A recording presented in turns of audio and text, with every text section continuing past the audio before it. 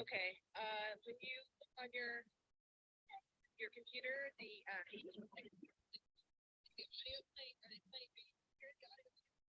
Oh, I can hear the audio fine. They can't.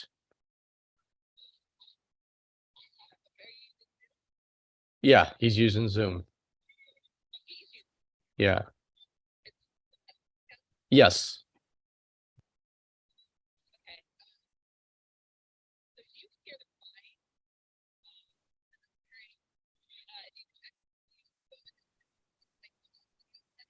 Mm-hmm.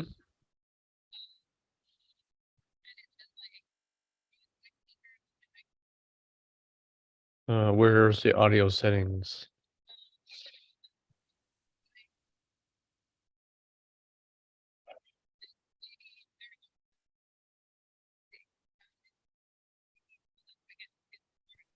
Sure. Share sound. All right. Okay. Okay. Let me try this now. Thanks. Bye. Duncan, let's try this. Okay. All right. Go ahead. So is there any way you can get me on any earlier? Because that should allow that should be a better, because what I plan to do is my presentation, my seminar is a full 90 minutes, but if I can have at the tail, if I can start before 7, I can have some Q&A afterwards, which is it typically works really, really great. We can go over. I got to do the first part. I mean, Okay. it's a regular RIA meeting, so I mean, you're free to go over the 9 Sure. o'clock thing. But Well, if you can get me on even 5-10 minutes earlier, I'll be here. I'll be ready. Okay, we'll aim Okay. for that. Okay, Okay. good. So let's try this out now. My IT person told me something to change the setting on Zoom. Are you ready? Yep. I can hear it now. Perfect. Perfect. All right. Cool. All right. Well, I'll just sit here and look pretty until you're ready for me. Okay, I'm going to start. So, Duncan, if I can tell people to put questions in the chat. Will you be there to answer a few? Or Sarah? Yeah, I'll be here. I don't usually watch the chat. I'm watching some of the other stuff going on. But yeah, we only do questions really at the end, instead of stopping you. No. That's the plan. So remember I emailed you. So right towards the end, you can interrupt me with the business cards if more people, and then once I'm completely done, I'm going to announce to people I will stay on for 10 or 15 minutes, and Duncan will take some of the best questions and we'll answer those for everybody's benefit. Okay, good deal. Yeah. So yeah, definitely don't interrupt me for questions. Okay. Until I'm done. I found that when I can do that, it's kind of like being in the back of a live event. You answer an individual's question, but it pertained to another 20 people, so it's real valuable. Okay. Cool. Well, I'm ready. I'll just sit here until you're ready, and I'll participate in the first part of the meet. I mean, just give me like a 2-minute heads up, and I'll be ready to start. Okay, good deal. Cool.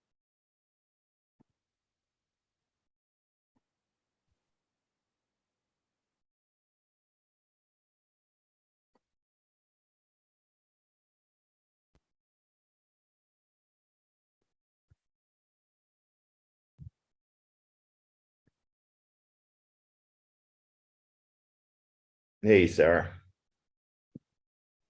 Duncan, how are you? Good. I got Where in the world are you? Happy New Year. Well, I'm actually in Chiang Mai at the moment. Right after this, I'm leaving for Laos to Luang. So, nice. Yeah, it's morning time, my time. Let me see.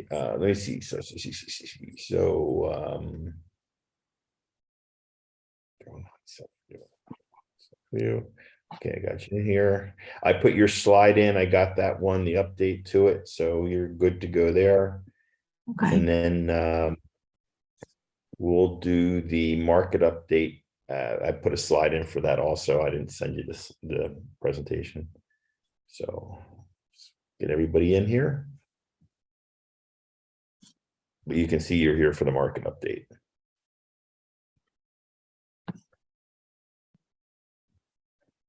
Okay. Is it the bottom one?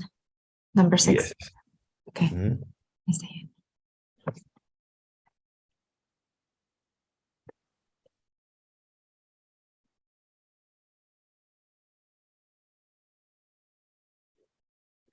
Hello, everyone. We'll be starting in 6 minutes. We're going to start right on time. We've got a lot to go over tonight that you'll want to hear about. So we will start promptly at 7 o'clock.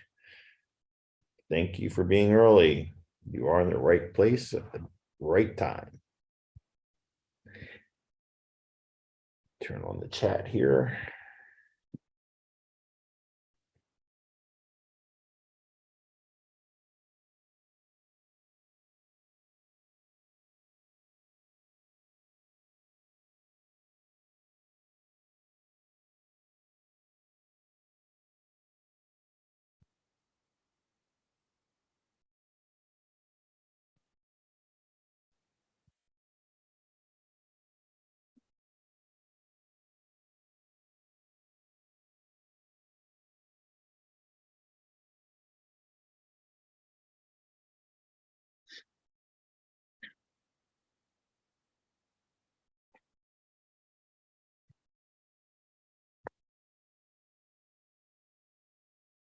All right, guys, the chat is enabled. So if you have anything that you want to put for if you have a deal, want a deal, something you're offering, you can write that in the chat.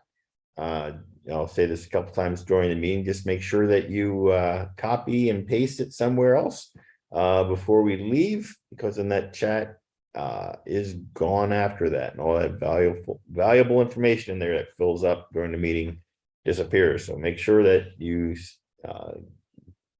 use the chat to network and copy it.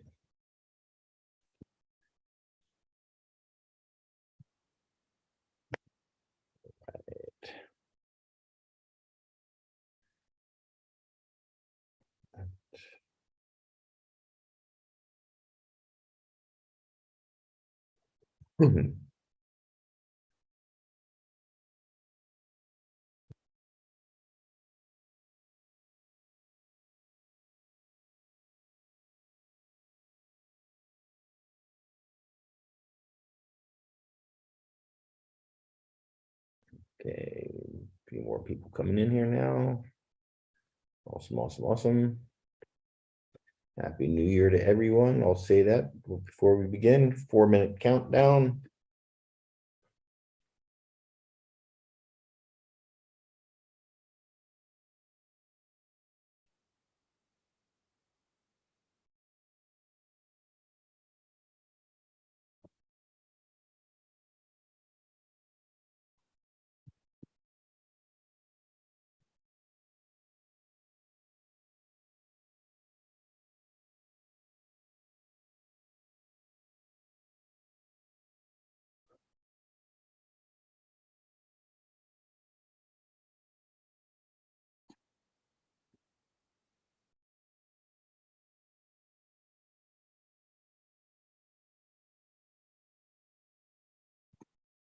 Okay.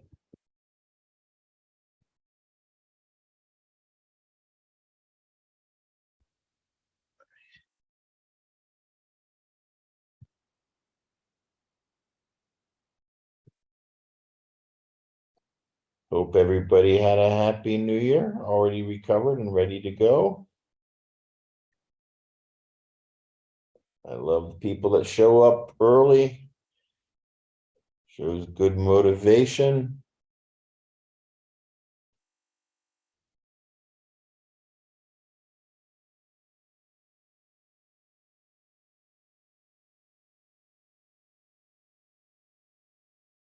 A few more people just logging in here.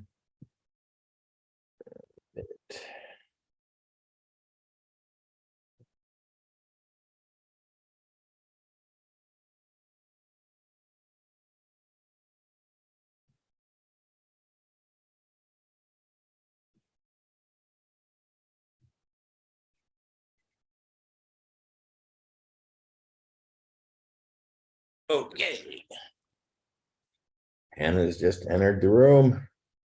All right, let me just make sure we got all our keys here.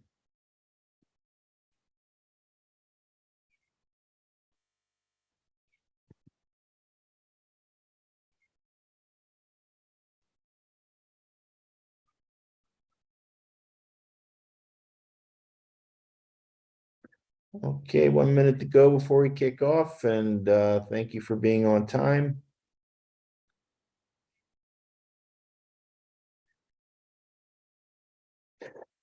Excuse me.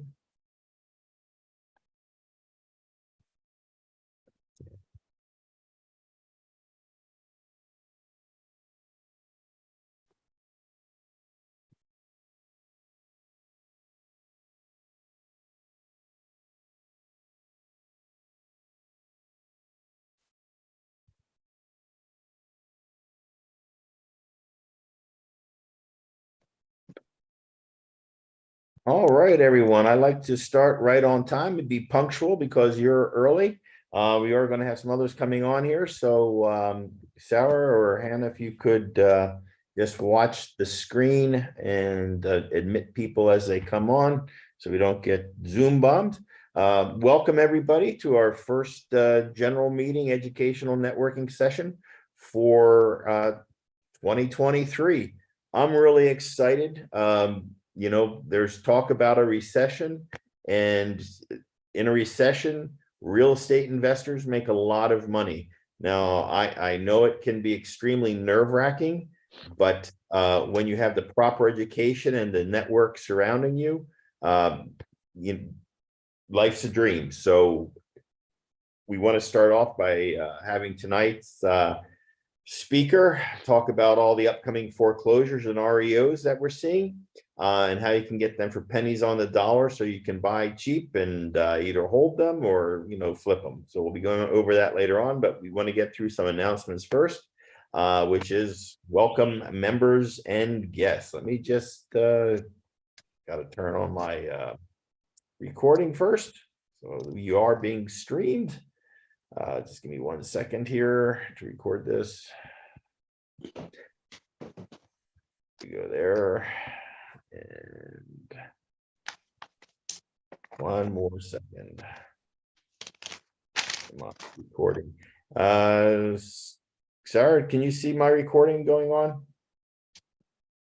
I can see your PowerPoint, Great. but no Okay, videos or anything. Okay, just let me get this thing recording. And the recording, it's still paused. So It's still paused. Hold on, yeah. let me just get there. Sorry, guys, I should have figured this one out first. You know what? I think I can click on it, Duncan. Let me click on it. Yep. There it's you go. Thanks, Sarah. Look. All right. So, all right, let me get back here. All right, sorry for that little tech bit there. So welcome to our members and to our guests. I'm very excited to have you with us. Thank you for showing up on time. Before we start, I do just want to read off our liability disclosure, and that is Boston REIA. We will assume no liability or responsibility for the outcome of any real estate transaction, decision, or any other action that Boston REIA members or visitors enter into as a result of attending any meeting, listening to a guest speaker, or talking to anyone in the Boston REIA member, guest, visitor, or person in the chat. Guys, we're adults. Real estate is real estate, just like anything in life. Nothing is guaranteed. There's huge opportunity, but you know, you got to be an adult. So we're here to facilitate that education and keep you up to date on the news. But please do your due diligence for all your dealings. Okay, just a little bit about Boston REIA. If it's your first time here, that we are the most active real estate investing community in New England. We have the #1 deal flow going on. We have more networking, more education, and more resources available to you to grow your business than any other person, any other organization in Massachusetts, and would love to have you join us so we can keep staying at the forefront of our community.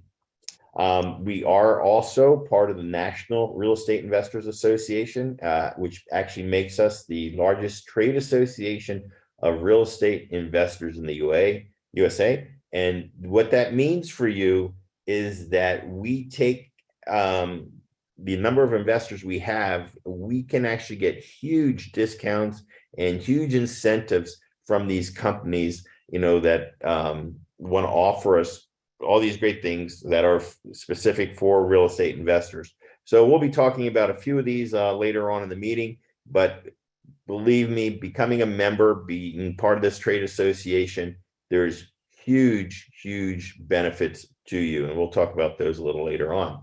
But what I want to talk about now is turn the meeting over to Sarah for a couple of minutes. And let's just get an understanding of what's going on in the market in Boston and in Massachusetts. Sarah has been on our team for a long time now, and she is a investor-friendly realtor. Guys, I want you to write down her name, phone number, and email address, because after this presentation, you'll want to reach out to Sarah and make sure that you're getting up-to-date information and deals from her.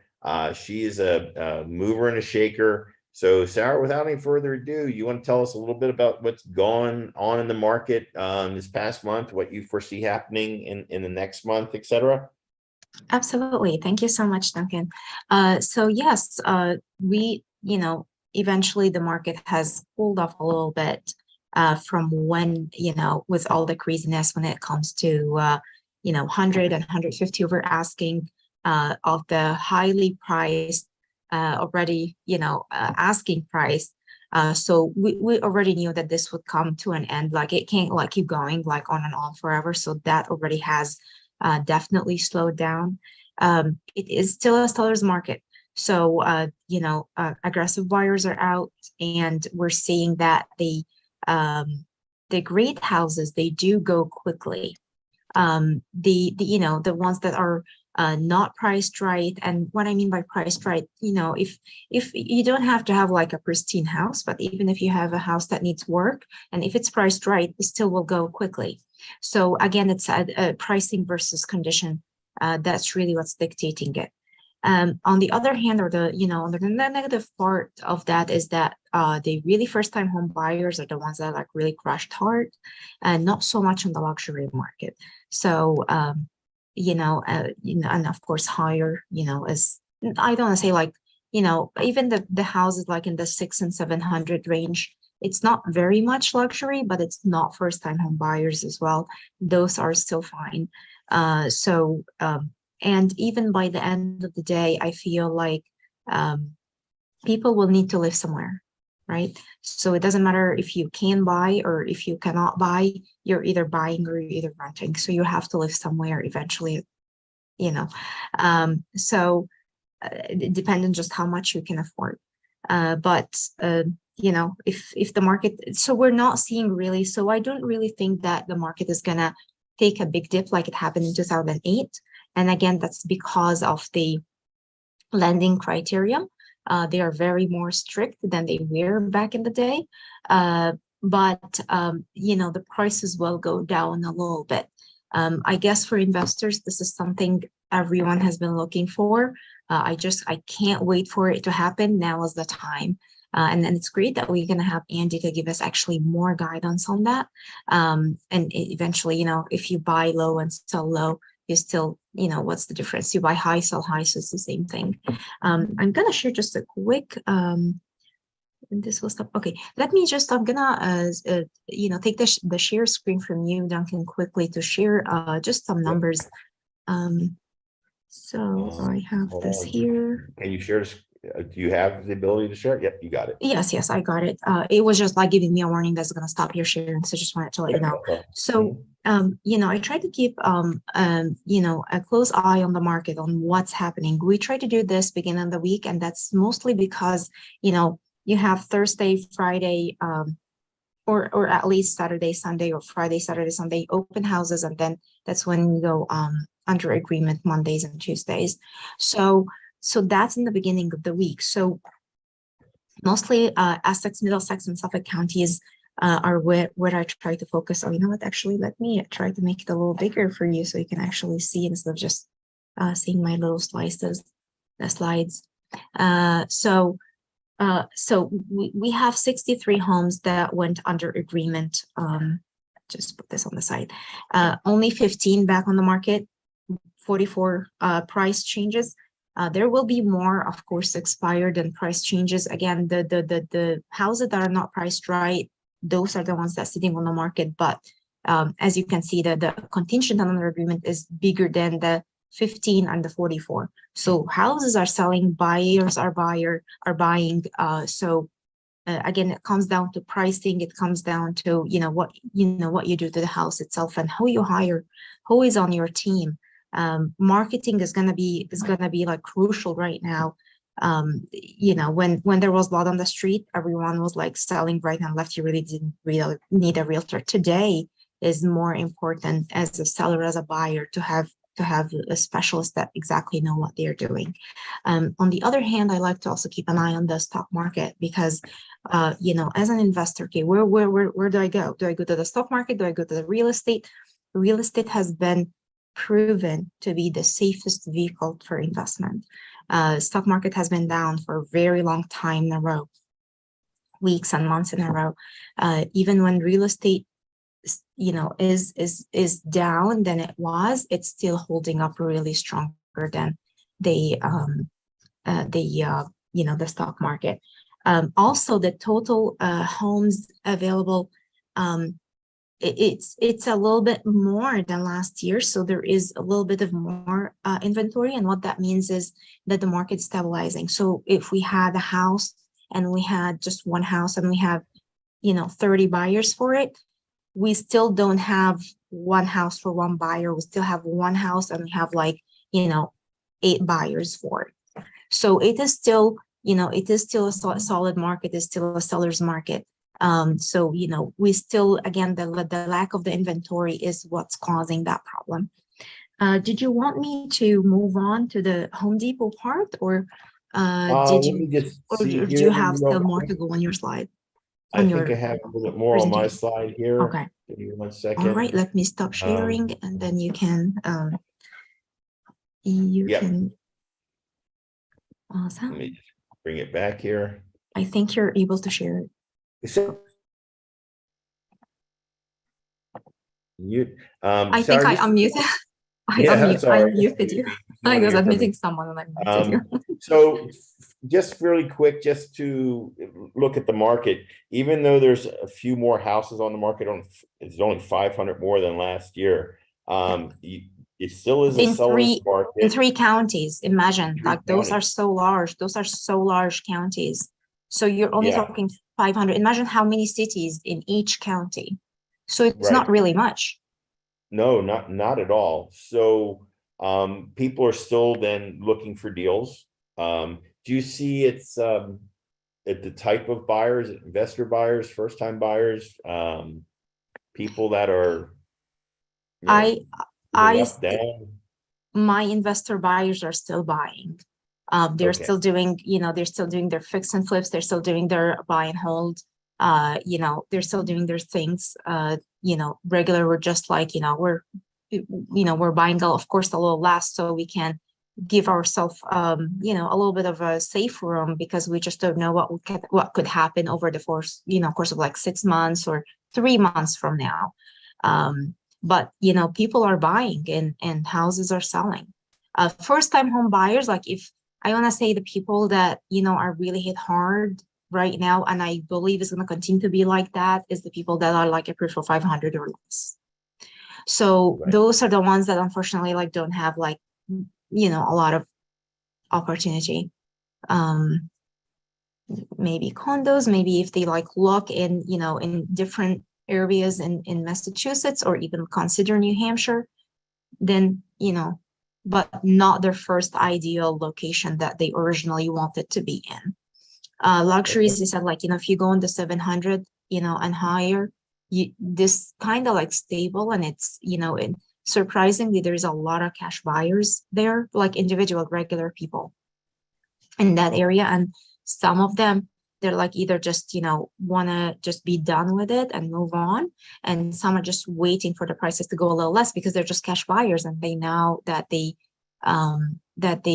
interest rates will continue to go up, so they eventually want to wait a little bit more, and then hopefully they can get a better deal, which could happen because if you're cash buyers, it might make more sense to just wait a little bit. Okay, so but for the other you haven't seen a decrease in buyers buying though right now. It's just really timing and getting in at the right price. That's what I'm hearing. Yep, that's exactly correct.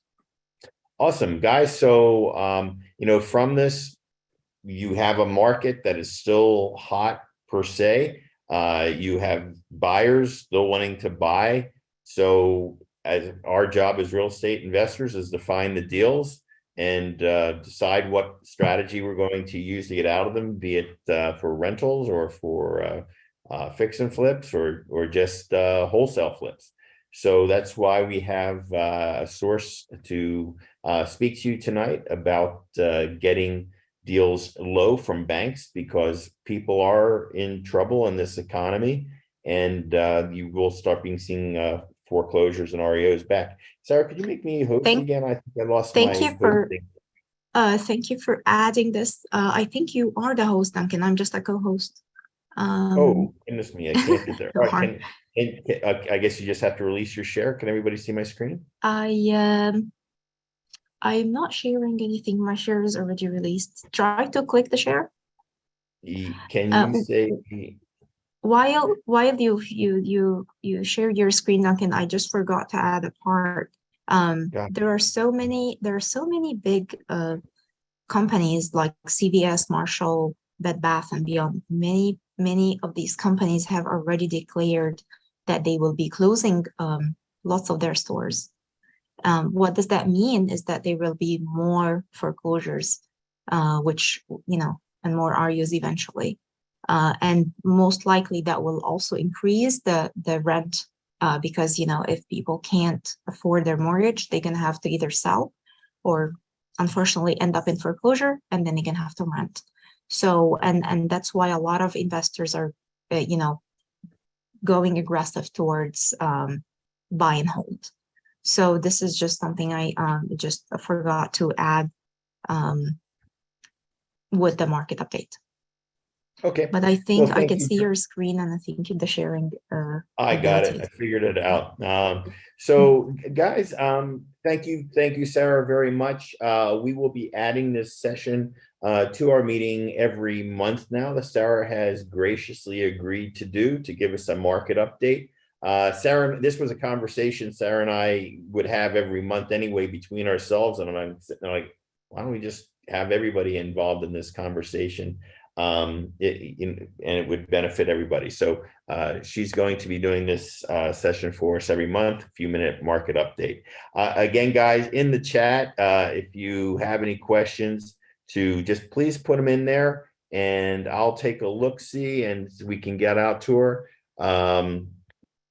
So please put your have, needs, and wants into this chat session, or if you have questions, and we'll be sure to get those answered for you. If you're new to real estate investing, even if you're an old timer and this is your first time with us or time to renew, the Boston REIA really is here for you. We're doing a lot of stuff in the background to ensure that investors are protected, that we're bringing you the latest news and deals. So please consider joining us. We have put together in our members area a ton of money lenders. These are companies that we work with, people that are private lenders and services to give you money to do deals. And this is a very cheap source of monies, these guys that we're working with. I wanted to tell you about a new one that we have tonight, Quick Turn Money. And this is specifically for REOs. Quick Turn Money will provide you the capital for an A to B and a B to C buyer, so you can actually close on the deal and flip it to your new seller within a matter of 3 days. They provide you with a free proof of funds letter. So you don't need a pre-qual letter, but if you're dealing with the bank, they just want to see a proof of funds. So you can get a soft proof of funds or a hard proof of funds.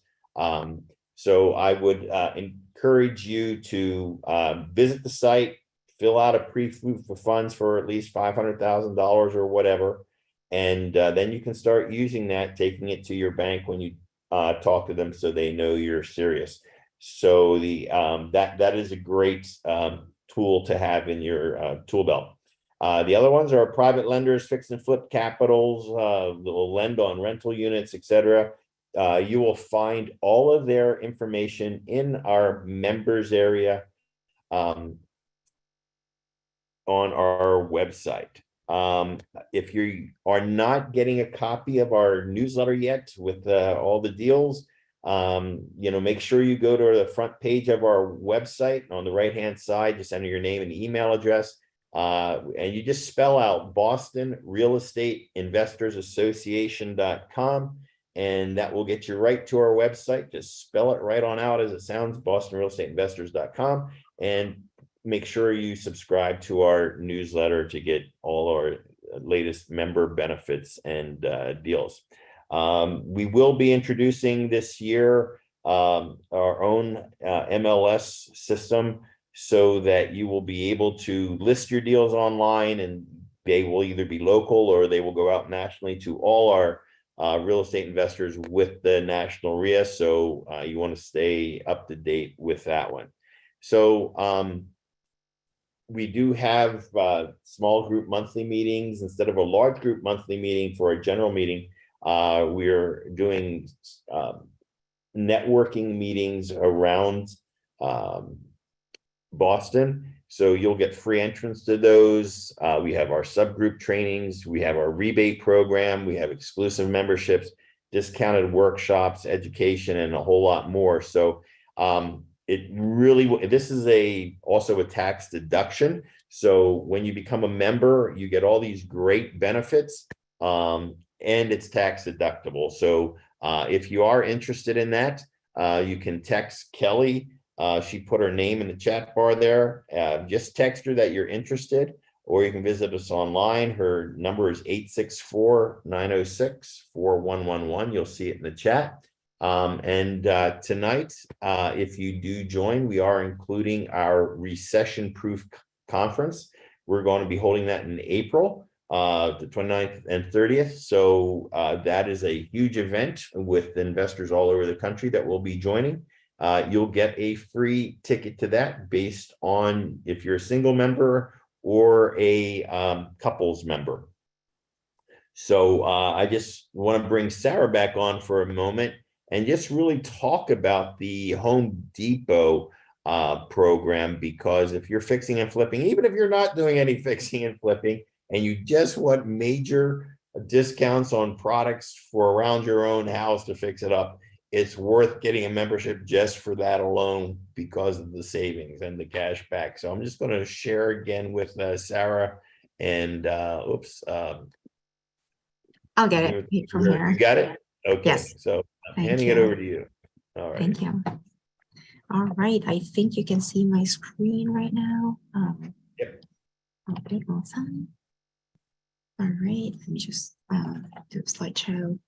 And, just to add that I'm licensed in Mass and New Hampshire, so I'm happy to assist you in these two states as well. Okay, that's the first one.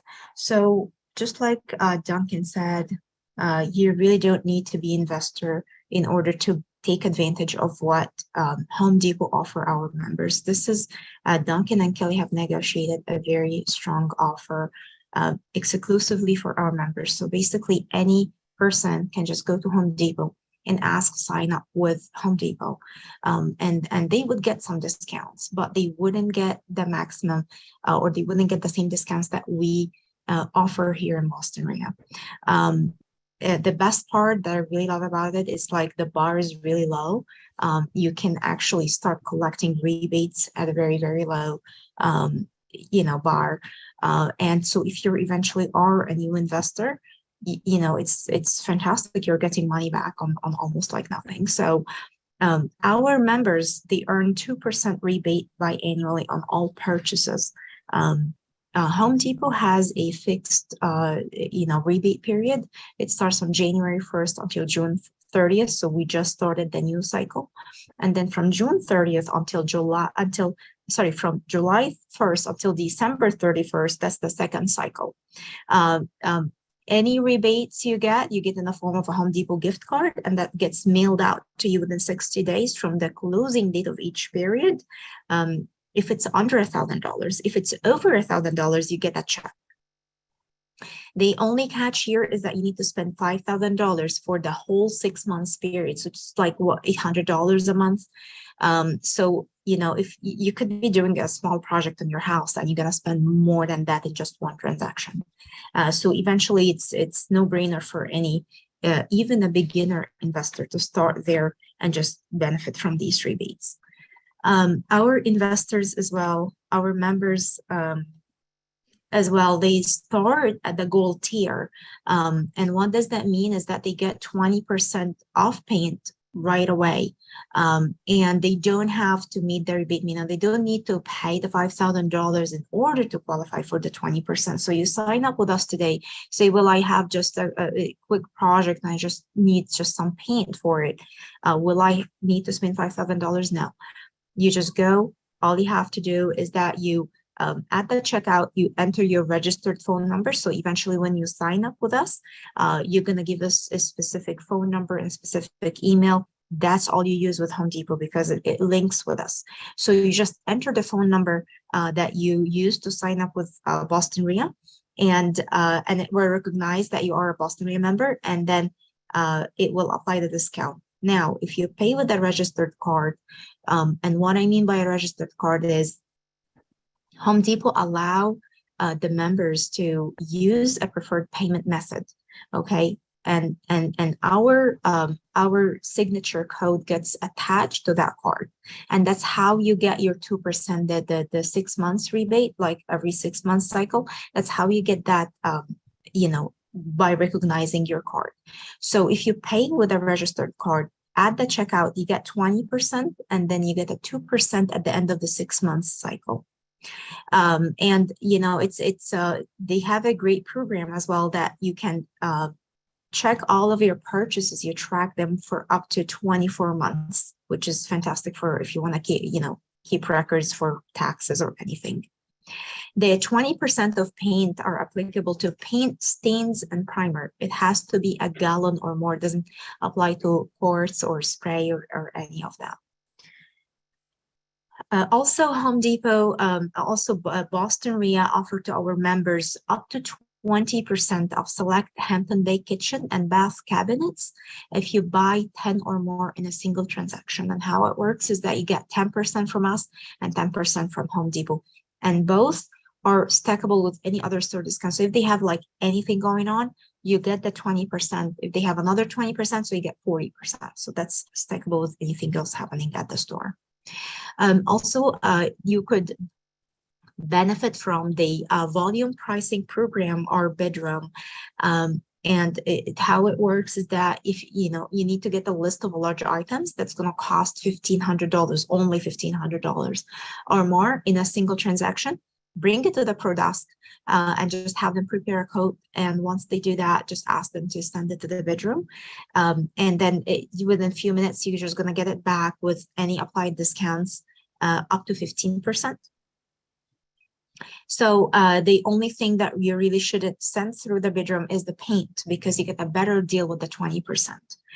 But just make sure that you also pay for this with a registered, it could be a checking account, a Home Depot gift card, a Visa card, any type of payment method. They allow you like, I don't know, 5 or so payment methods that you could use, but those will be your only payment methods that you would use every time to make purchases with Home Depot to get the 2% rebate. If that's all was not enough, maybe numbers would make more sense to you. So in the past 6 months, Home Depot paid out to chapter members more than $500,000 in rebates. Average rebate per member, almost $1,600. If you just do the math, like in 6 months, you could buy, worth of membership of like years to come. If you're buying just a member, or if you're buying as a couple, if you have a business partner with you. So this alone is just no brainer on top of all the other benefits, the educational benefits that Duncan and Kelly make sure that it's always diversified, always like high level, top notch. Like you wouldn't even get that knowledge in any other meeting. I go to lots of meetings and they are great, but here is very unique. This is the only approved, national approved RIA. If you would like to know if the status of your membership, definitely Kelly is your go-to. You can call, you can text. Yeah, Kelly right here. That's her number. Please take a picture of that screen. Shoot her a text. I was at the Boston RIA and I would love to become a member. What do I need to do? And then she's gonna get you set up. Once you're done with that part, she's gonna give me your contact information and I'll be in touch with you to just figure out a time that would work best for you. And then we're gonna set it's a rewards program with the Home Depot. It takes like 8 minutes or 10 minutes the most. But we do it directly from Home Depot website. It's very simple. It doesn't take any time and you start immediately. Thank you so much. And Duncan, I'll give back the screen share for you. Thank you very much. Okay. So with the Excuse Home me, Duncan. Depot, Let's go ahead and give Sarah a big round of Oh. applause because you did so Thank much, you, Sarah. Sarah. Thank you. Great information. Thank you. all right. Thank you very much. So the Home Depot is just one of the huge benefits we have for you. We set up similar arrangements with Office Depot, Arcana, Equity Trust. And in our members area, you will find out more about the different programs we have available to you, what discounts and services that are geared toward real estate investors that will literally save you a ton of money and or time or get easy access to get things done. So please review what our members benefits are. And it's all about, Boston RIA is all about helping you get your first deal done. So please consider membership. It's $280 a year for a single, $400 for a couple. There's Kelly's information. You can text her right there and she'll get you sorted out. You just got to complete the small little application form and away you go. So I just want to take some time out before we jump into our main speaker. Is there anybody that has a deal tonight that they want to present? You get 1 minute. Tell us why it's a deal and how to contact you. If there's something you have, you need, want, please put up your hand and feel free to tell us about yourself. Sarah, again, put her information into the chat. The link to our website is there. Pauline, a broker and realtor, real estate loans for homeowners, is in the chat. So this chat is here for you guys. If there is somebody that wants to present something, now is your time to stand up before we go into our main meeting. Just raise your hand on the chat. And if not, you have a few more people joining here. Maybe just joining for the main event. Okay, so 1 second. Participants. All right, so at this point then, since I don't have any hands going up on the chat, I'm going to turn it over to Andy Heller. And I know Andy Heller for, I think, 20 years at this point. And Andy has been doing this business longer than I've even known him. He knows everything there is to know about buying properties from banks. With that sort of experience, with his track record, I just thought this is the time of year to bring him into Boston RIA. And I tell you what, he's got some really great stuff to share with us. He doesn't hold back. So please make sure that you have a pen and paper with you. It's just going to be like a fire hose and give you a ton of information. So Andy, are you with us? I think you are. I see your screen there. That's not mine. Duncan, thank you. I'm going to jump right into it. And everybody, there's going to be kind of 3 parts to my seminar tonight. I'm going to talk now for just 2 or 3 minutes about I really wanted to talk and play off of some of the great information that Sarah shared and kind of put my discussion today and why Duncan invited me to teach today into context. Then I got my main seminar where I'm going to basically overview my business model. And then until Duncan and Kelly kick me off, I'm going to leave a few minutes at the tail for taking some Q&A. So if you have a question, post it in the chat and I'll let Kelly filter that. And at the end, and if you want to listen for a few minutes after I'm done with the main seminar, everybody then can benefit from questions from a couple of members. So, you know, I love what Sarah was saying, how today she's seeing a little bit of adjustment, but she's still seeing some active buying. So I kind of want to talk about, as I do my seminar today, I want you all to think about 2007, the Great Recession that started in 2008, and the sale in real estate that followed. Real estate, everybody, is a lagging indicator. What do I mean by that? Whatever happens in the economy today, we typically see it in the real estate market months later. Okay, this has been the way for ages. The last great real estate sale that occurred in this country was between the years 2009 and about 2012. Okay, depending on what part of the country you're in, between 2 and 4 years. That sale followed the Great Recession when the real estate bubble burst in 2008. And the real estate bubble bursting was preceded by some warning signs.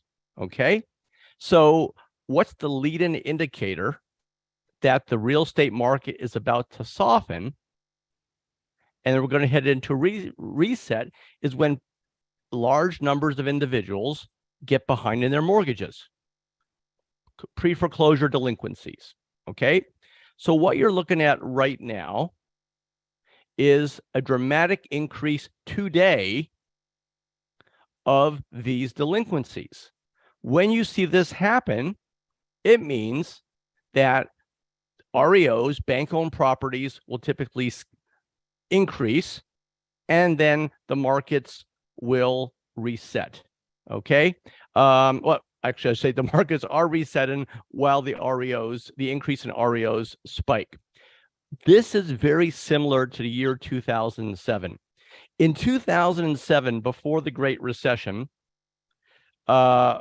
we saw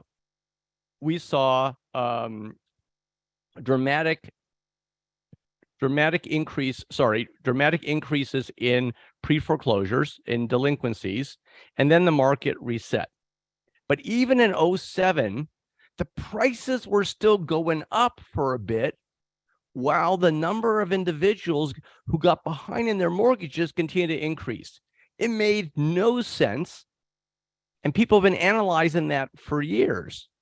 But again, the key point to take away is these resets don't just happen. The resets are preceded by warning signs. And those that follow the real estate market and look for these opportunities to prepare today for what's going to happen tomorrow, they look for these warning signs. And the same thing that happened in 2007 is happening today, which is why Duncan invited me to be the featured speaker starting out in 2023, because I'm the leading expert in the country on bank-owned properties and also on lease options. So as I do my seminar today, I want you all to kind of imagine it's the year 2007 and values are overflated, but we're starting to see warning signs. And we all know what happened then. So while I don't have a crystal ball, and no investor does, we do have the benefit of history. And we can study and see that what's happening today is similar to what happened in 2007.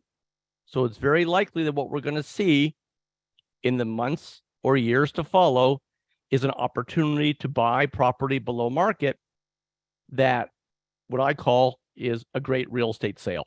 So now let's go to the main seminar today. And again, a quick reminder, any questions you might have, post it in your chat.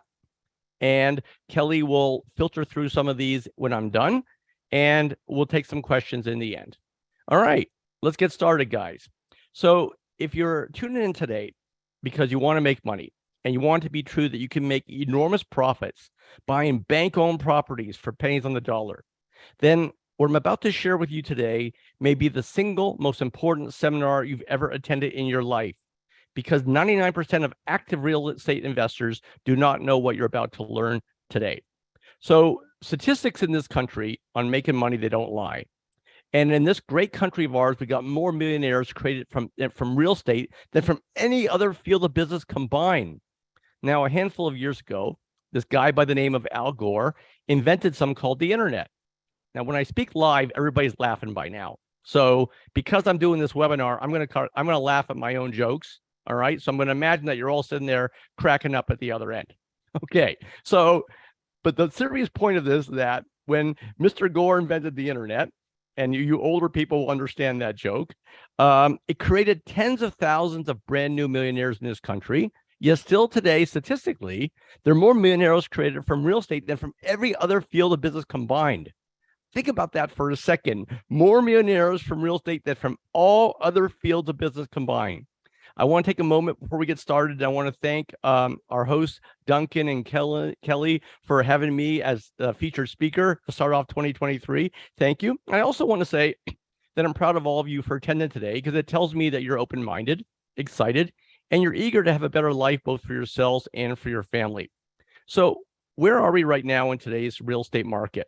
We're kind of in a perfect storm, because we see delinquencies begin to rise. We know that we're going to see an increase in REOs, and that will result in an opportunity to buy properties for pennies on the dollar. So I want you to imagine now the beauty about buying bank-owned properties that even if you don't intend to use your own money, you've got absolutely nothing to lose and everything to gain. So now I want you guys to imagine now that if you were to buy a bank-owned property, what should you expect to make? The minimum profit that you should make, and I want you to write this down, on any purchase of a bank-owned property is $25,000. So Boston, if you're taking notes, your new minimum wage is $25K. So at the end of my time here today, you're going to discover systems and strategies that will enable you to walk out of your home, buy low, rent smart, and sell high. I can virtually guarantee you that as a result of implementing this strategy, you can put a minimum $25,000 in your bank account on your first deal. Now, all of you may have a decision to make today. You might not realize it, but it could be the most important business decision you've ever made in your life. And here it is. If you guys had the exact steps and the tools where you could make more money than you'll ever need, work only when you felt like it, and absolutely loved it when you did, and never again had to lay in bed at night worrying about money, how many would actually make the full-blown commitment to yourselves and take action right now in the present moment? When I ask this question live, we get everybody raising their hands, so we'll assume that's happening, and that's great. So let me make some promises to you all in Boston before I get started. I got 3 promises before I get started today. My first promise is this. I'm going to show you, I'll teach you, I'm going to help you to buy low. In fact, when I teach you that, I'm going to help you find the best bank-owned properties, foreclosures, get this, before they're listed for the general public on MLS, before anybody else has a chance to buy them. My second promise is this. I'm going to show you how to rent smart. What I mean by that, I'm going to show you how to occupy your homes in days and weeks, not months, when everybody else has no idea how to do this. And my third promise is I'm going to show you how to sell all your homes high. I mean real high. Imagine selling your homes at 100% of market value in any market with no buyer discounts and no real estate commissions. Well, that's where we're going to go today. All right. Now, one of the things I believe in doing is addressing questions people have before we even get started. So let's do that right now. Does my system work everywhere? Yep. I even spoke and taught in Hawaii a handful of years ago. So we can do it in any part of the country. Can you do it without using your own money? Yes, you can do it without using your own money, and you can do it without using your own credit. What about if you don't have any experience? Heck, if you're just getting started, there may be no easier way to buy than from banks. And what about if you don't have a real estate license? Sarah will tell you that most of her clients who are investors don't have real estate licenses. So to be an investor, you don't need a license. What about if you don't have a lot of time? Time is actually a really big obstacle for investing. I'm going to speak about that today. But for now, take my word. If you focus your buying on bank-owned properties, you don't need a lot of time. What about the supply of deals? Again, there's always going to be banks in this country. So therefore, there will always be bank-owned properties. And finally, will this work in each and every economy? Yes, I've been doing this since 1990. I've been teaching since 2004, and we've seen a lot of different economies. And my system that I'm going to teach you about today will work in any economy. But there is a sweet spot, and that's what we're headed for now. All right. So I don't want you to take my word for it, okay? How many of you would take a recommendation from Fortune magazine? Well, Fortune magazine, ladies and gentlemen, is a magazine dedicated to teaching people how to get rich. And this magazine recommended my model, which I'm going to teach you about tonight, among the top 5 wealth building models for real estate investors. That's right. Fortune magazine recommended our model, and today I'm going to show you how. So you're here because you're ready to make more money, but you don't know the exact steps of the proper tools. So let's start by having a look at potential. So when I'm speaking live, I make the question, is $1 million what it used to be? No, everybody says, and they're right. But can you have a great life and a great retirement on 10 million? And the answer is absolutely. So I follow that, and I ask everybody to please remember this slide, because in approximately 50 minutes, I'm going to answer the question of how we investors can get from $1 million worth of properties to 10 million. And when I answer that question, it's going to make sense. So I do want to start off with one testimonial. This guy, his name is Hans van der Kolk, and Hans grew up in Holland in Europe. His dream was to move to the United States and become an entrepreneur in the greatest country of this world. And he landed with $300 in his pocket. I met Hans 5 years after he moved here. At that point, he'd found himself an American wife. He had 2 little American citizens, and he was buried in a full-time job. He wasn't very close to this great dream of his. And we became friends, and I talked to him and I taught him my investing model. Hans ignored my advice to start slow, and he went and he purchased 6 properties in his first 2 years, and he made $500,000 from the sale of a few of these properties. And that became a down payment for a business that he bought and ran for 10 years. So I want to say this again so you guys can understand this. This guy bought a business with the money he made from his part-time investing. The reason I'm sharing his story is because there's a great backstory. When I was interviewed by Fortune magazine, I wasn't teaching around the country, guys. And they basically said, all right, your model sounds almost too good to be true. Can you give us the name of people other than you who are doing this today? We want to talk to them.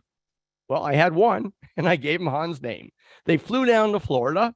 They interviewed him. They looked at his properties. And 2 months later, this is the part that really gets under my skin. Whose picture was in Fortune magazine? Not mine, but Hans's. So every time I teach, whether it's online like this or face or live, I always challenge all of those in attendance to be the next Hans, that the next time I'm interviewed and they ask me for a student, there's no reason why that person cannot be you. So a little bit about my story, guys, and how I got started. Shortly after college, I moved up to Atlanta, Georgia to seek my fortune in the business world.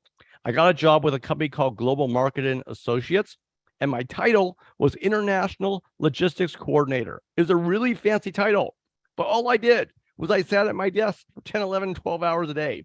I made phone calls, I sent faxes, I sent telexes. I was responsible for the logistics of picking up loads of frozen poultry from poultry plants in the Southeast, loading them on the trucks, trucking the poultry to the U.S. ports, reloading the poultry onto these seaworthy containers, and shipping the poultry to Asia.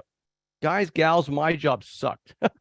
One of the first time I ever spoke in public, somebody came up to me in the back of the room and she said, Andy, what's the single greatest reason for your success as an investor? I know she wanted something powerful and motivating. And I answered her with all the honesty I could. I said it was frozen chicken. It's one of those many jokes that only I laughed at. But the seriousness was that I didn't like where I was in life, like a lot of people. And I decided that real estate was going to be my vehicle. I met this guy named Scott. We pooled our resources and bought this very home, which is our very first home we bought in Roswell, Georgia. Literally a 30-degree downward sloping driveway. Well, about a year later, we bought another house. About a year later, we bought our third home. And then this house sold to a lease purchaser.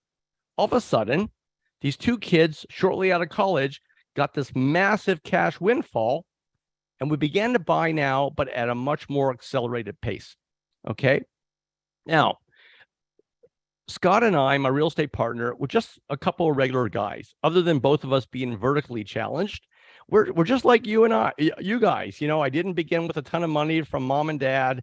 I just started really, worked hard and saved a bit of money, bought a property, bought another one.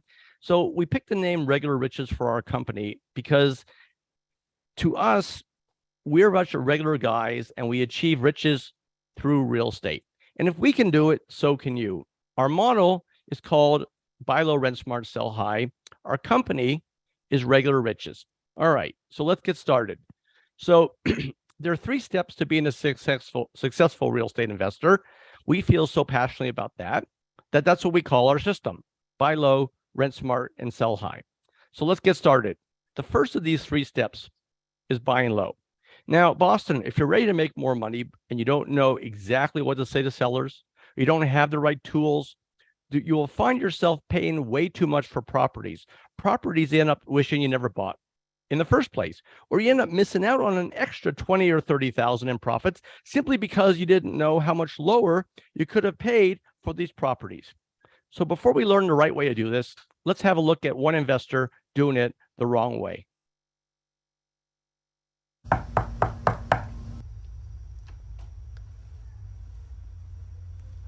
Oh, hello, ma'am. I'm so sorry to disturb you, but I'm an investor, and I was wondering if you would consider selling me your home for 40% below market. No way.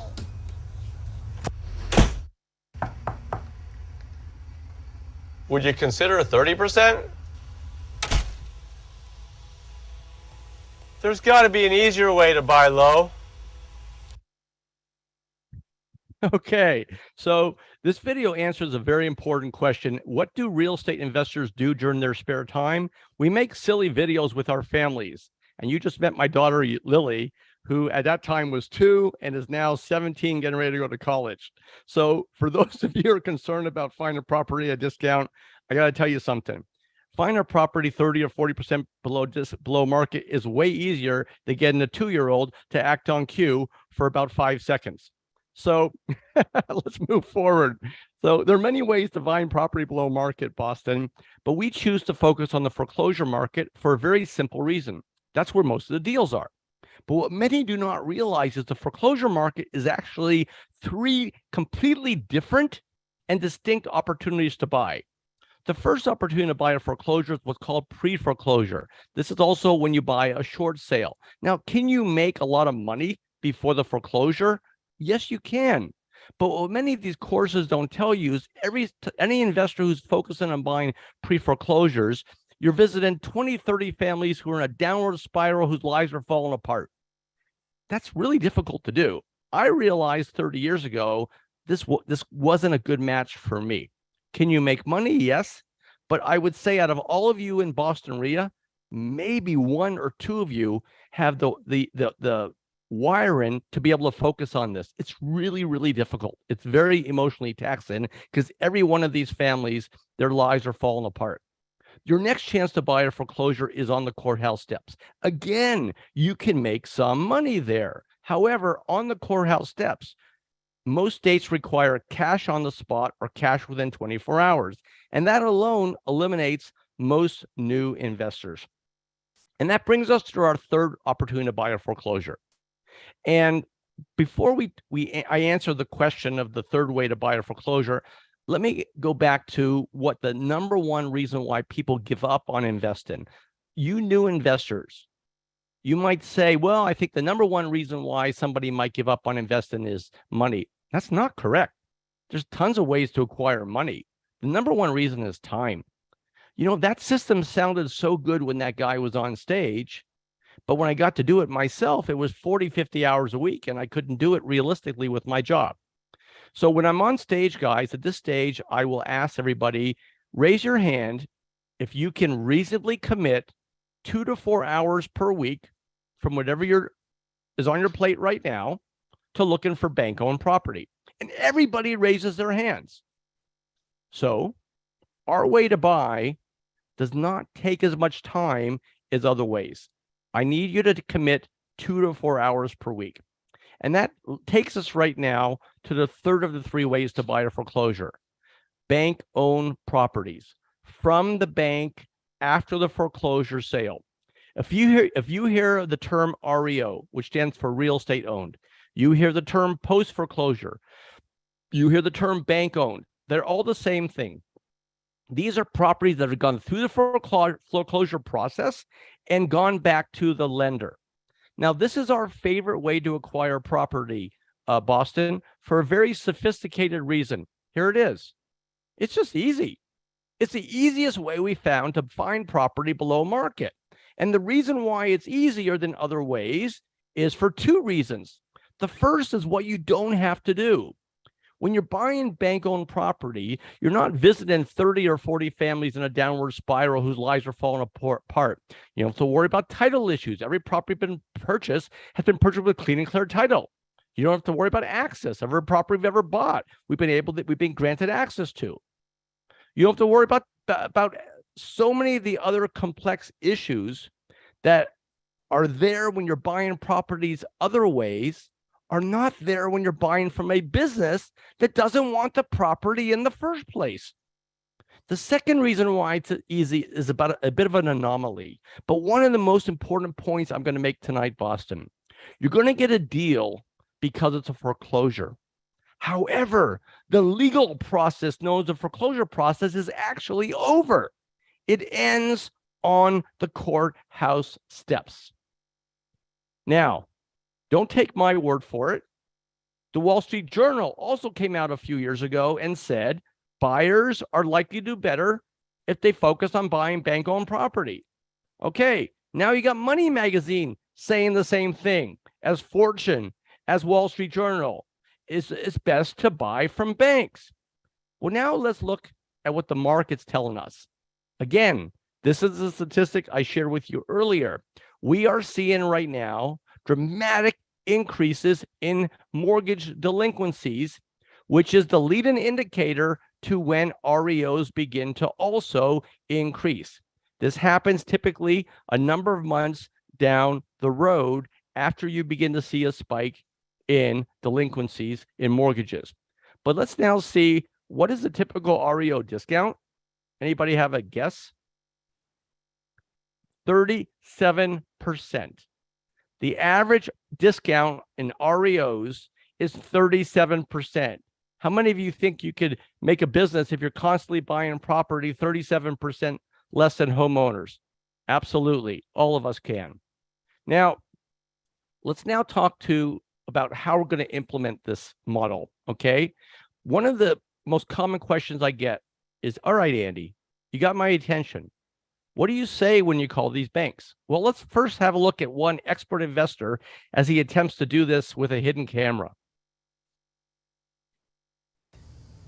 Mr. Smith, hello. I'm Andy Heller. I'm an investor in Atlanta, and I just left a seminar that talked about buying bank-owned properties, and I was wondering if you could sell me some of your properties 40, 50% below market. Mr. Smith? Hello? Mr. Smith? Hello? Oh boy, this guy needs a lot of help, Boston. Okay, let's switch for a second from what to say to the banks to what types of banks you can pick up the phone and call like that. Well, can you pick up the phone and call Wells Fargo, Bank of America? Well, the answer is yes and no. You can, but you're not going to be successful. The types of banks you can approach directly are the smaller lenders, local banks and regional banks. You can add to that list credit unions. Now, instead of winging it like this goofball in the video, Boston, I want you to imagine that you've got a script in front of you of exactly what to say based on what the person at the other end of the phone is going to say. With this script, you guys will be able to buy properties 10, 15, 20% less than what other investors are going to pay when they try to buy these properties only once they appear on MLS. All right. Now, what happens if it is a larger bank? Well, you can't call these banks directly, but the larger banks are extremely structured. What I mean by that is the Wells Fargo's, the Bank of America's, they've got a process in place for how they market their properties. And I can guarantee you it doesn't work arbitrarily. So, for example, Wells Fargo, they've got 2 or 3 agents that are going to typically get Wells Fargo properties in the greater Boston area. What are we going to do? We're going to teach you how to find these agents. Again, how to introduce yourself to these agents so they take you seriously, and you'll be an investor that they'll consider selling these properties to for pennies on the dollar before they pop up on MLS. So I'm going to kind of frame this in a bit different way. Okay, there's really just 2 stages to this. So I'm going to use Sarah here since she was on before. So Sarah goes ahead and she gets our system and she's starting to make the phone calls. All right. So she'll be reaching out to banks and she'll be reaching out to REO agents.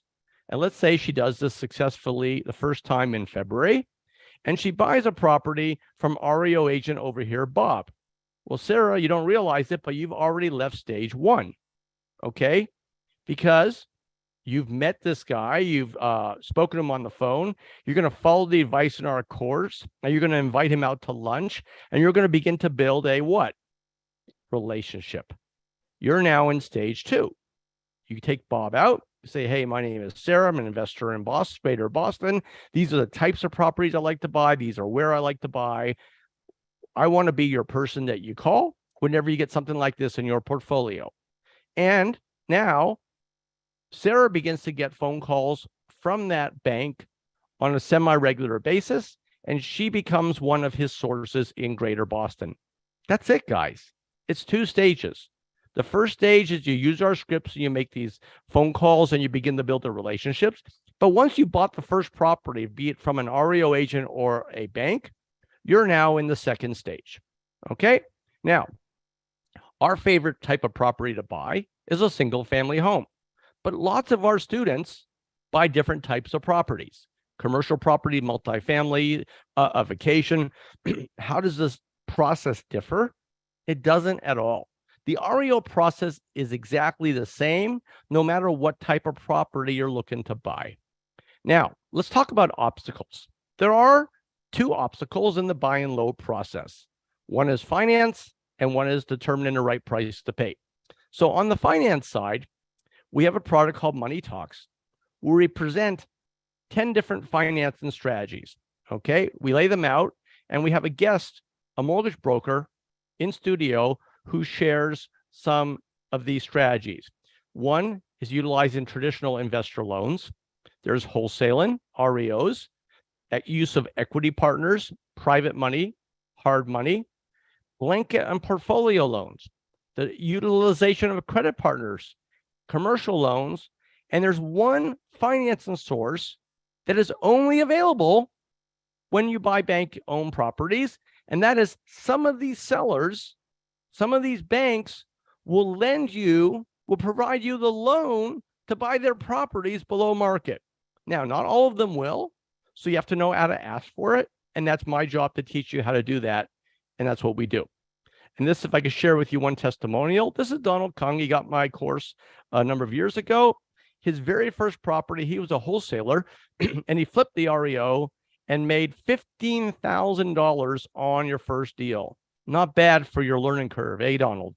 All right, let's shift now to the second challenge in the buy and low process, and that's determining the right price to pay.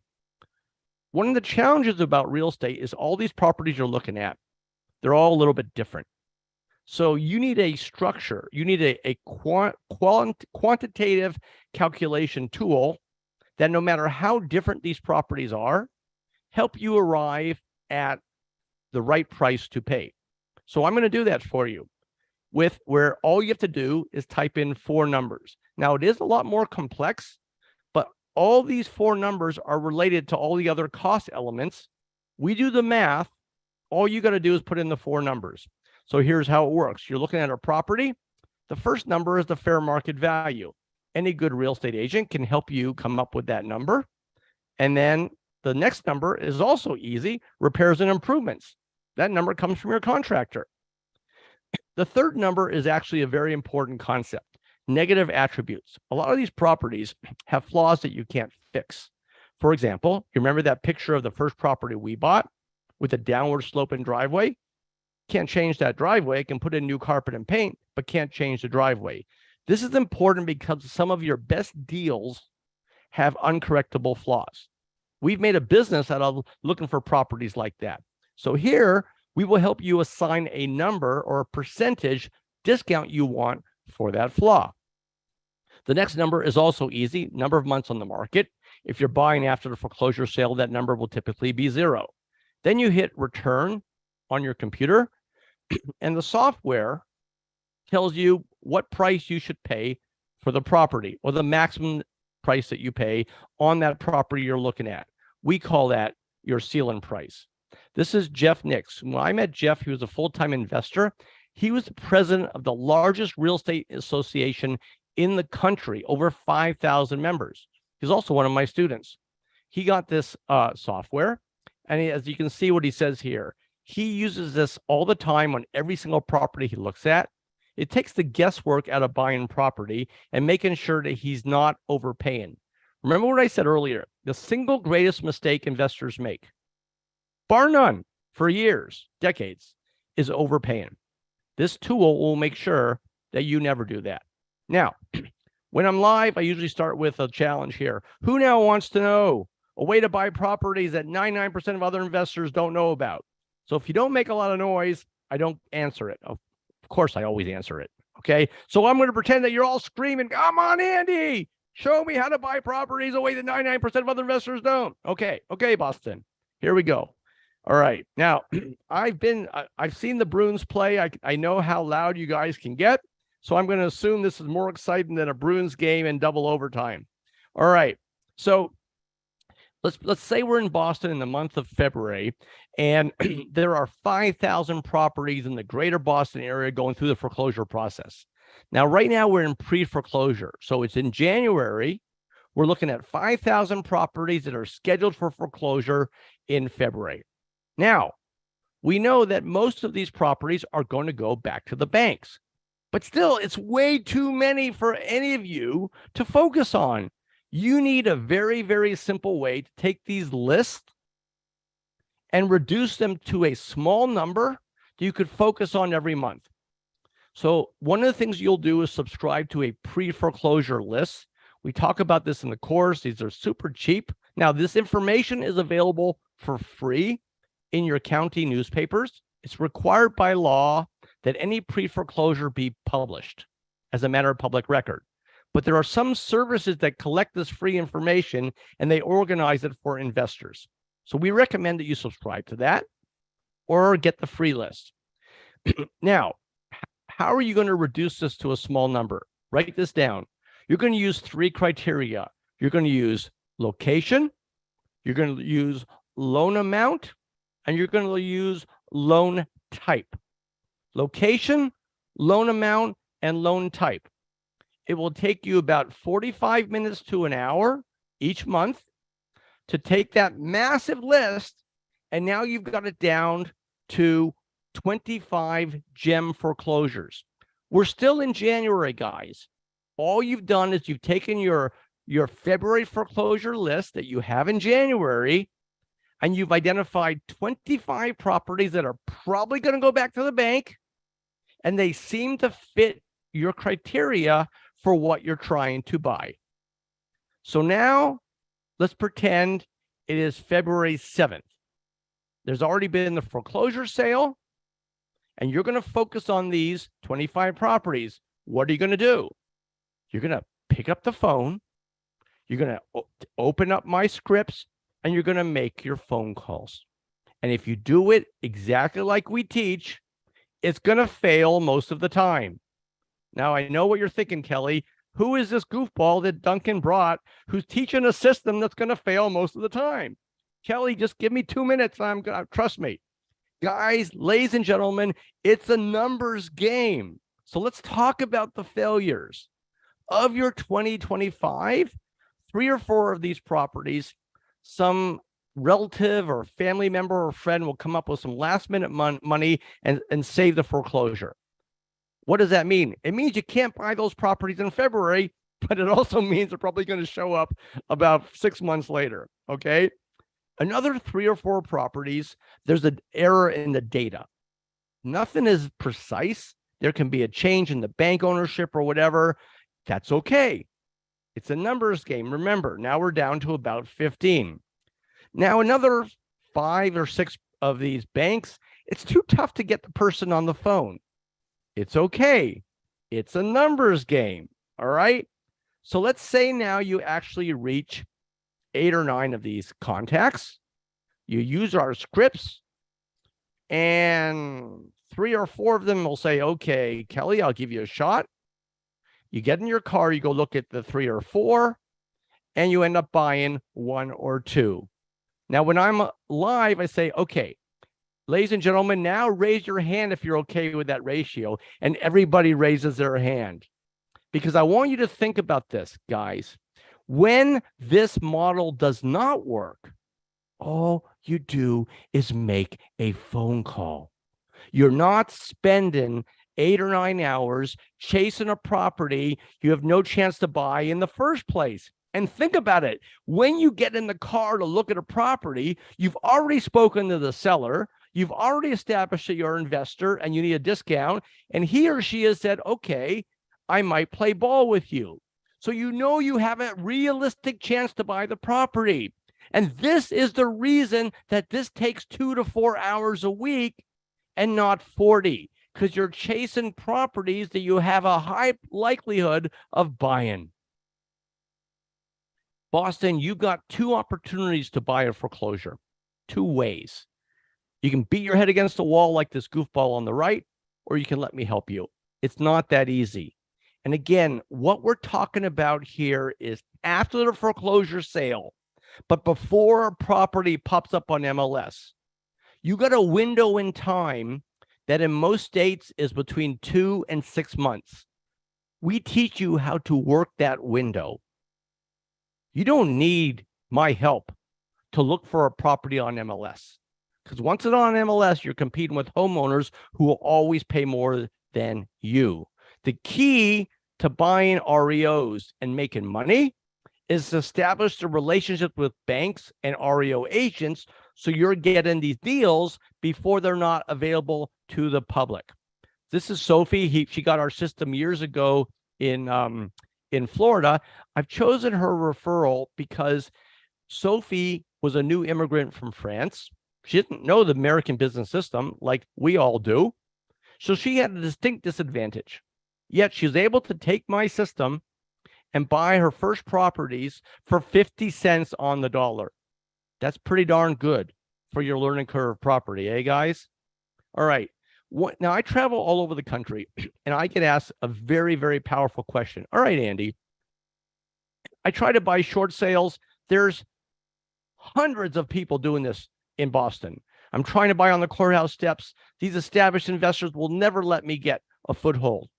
Why is it that there's not more people buying bank-owned properties with your model? That's a great question. And there are 5 reasons that there's not a lot of competition. The first is many wholesalers do not focus on REOs because they think they can't assign the REOs. They are wrong. In fact, if you talk to a successful wholesaler, he or she will tell you they're buying mainly REOs. But many people are not aware of that. Number 2, many investors believe they can't inspect REOs, and that's also dead wrong. Number 3, many investors believe that you need a ton of cash to buy from banks. You know what? I am living proof that that is incorrect, because our first years, fine dining for me was a McDonald's Happy Meal. You don't need a ton of cash. You need the same thing buying from a bank that you need buying from somebody else. You need to establish that you can close. That's it. Now, having a lot of cash will help, but it's not necessary. Number 4. Oh, hold on. There we are. Many investors do not know how to approach banks. And that is actually a correct statement. And that's part of what my job is with this system, is to teach you the right way to approach the banks. And we start that off with giving you the scripts of exactly what to say when you call the banks. And finally, many investors do not understand the REO process. Again, this is also correct. And one of the things that we do with our course is we teach you how the REO process works. These are the 5 reasons why, if you elect to do this in Boston or wherever you're attending from, you're not going to find a massive amount of competitors trying to do the same thing. So if you want to make more money and close more deals, you'll need a deliberate strategy that works great and a formula for buying properties for pennies on the dollar. Knowing the right steps to buy in low Boston and having the tools to do it, you will now be able to buy properties that 99% of other investors don't even know about. And you'll make twice as much money as investors doing it the same old way. So let's now move on to the second of our 3 steps, renting smart. So you have to agree with me. If you're ready to make more money and you're just starting out or you don't know the exact steps, you're going to throw away, oh, hold on a second, a little bit too early. You're going to have thrown away a lot of money struggling to fill your vacant homes. And you're going to end up putting the wrong people in your houses who either don't pay or they don't cash you out. Let's have a quick look at just one of those investors who does not know how to rent smart. Hello, can I speak to Lily, the landlord, please? This is Andy. Hello. Yeah, this is Andy, your tenant in 5 Penwood Crescent. How are you, Lily? Good, good. Well, I'm calling you this month because I got a little bit of bad news and I got some good news for you. What's the bad news? Well, the bad news is I'm just going to be a little bit late on this month's rent because me and my brothers and sisters, we're all going to contribute and send Grandma on a singles cruise to the Bahamas. I should be able to get you September's rent paid in full by October 20th. So what's the good news? The good news is that I know you got that home that's vacant across the street, 9 Penwood Crescent. Well, you know what? It's not vacant no more because my brother Steven's moving down here from South Dakota with his 8 kids. He wants that house, and he's just like me. You don't have a darn thing to worry about. I wish I knew how to rent smart. Well, let's go help out that landlord. She's a lot cuter than the last guy we saw. All right. So being a landlord, guys, can be a great experience or it can be a nightmare. And when it's a great experience, you're making a ton of money. Now, I travel all over the country. And believe me, I meet people at every stop who say, Andy, I'm only interested in the buy low part because I'm not going to be a landlord. And it's really important if you're going to be an investor to be realistic. You may intend to flip all your properties, but if you're buying properties, you're going to find some of them you're not going to flip. Okay, you won't be able to. So you need to have a landlord in strategy, even if that's not your preference. It's really important to be realistic. So the issue is not whether an investor is going to be a landlord or not, because today you cannot eliminate that possibility. The issue is much simpler, is how do you get the best tenants? All right. Now, if you've heard about lease option, lease purchase, rent to own, do me a favor, Boston. Take what you know right now that's up in your noggin and throw it out the door, out the window, just for 5 minutes. Clear your head. Pretend you don't know the first thing about lease purchase, all right? Because we do a lease purchase, but we do it really differently, okay? We make a lot more money, and it's a lot easier, okay? Now, what we do is so brutally simple. We cut an old-fashioned American deal, okay? Where we give the tenants 3 things that they want in exchange for 3 things that we want. So let's go and talk about the deal, the carrot, all right? The first thing is we give the tenant a reasonable chance to buy the property with a locked-in purchase price based on the fair market value when they move in. Nobody does that. Most lease purchases have a built-in acceleration clause. Number two, we give the tenant not 1, not 2, but 3 years to buy the property at that price. Again, very few lease purchases do that. And finally, just by paying their rent, we allow the tenant to accumulate the cash they need for their down payment, or at least much of that, through a program where we take a percentage of their rent. Now, when I'm live, I say, okay, raise your hand, everybody, if you think that's fair. And everybody puts their hand up. It has to be fair in order for you to attract the high caliber tenants. Let the other investors get the crap.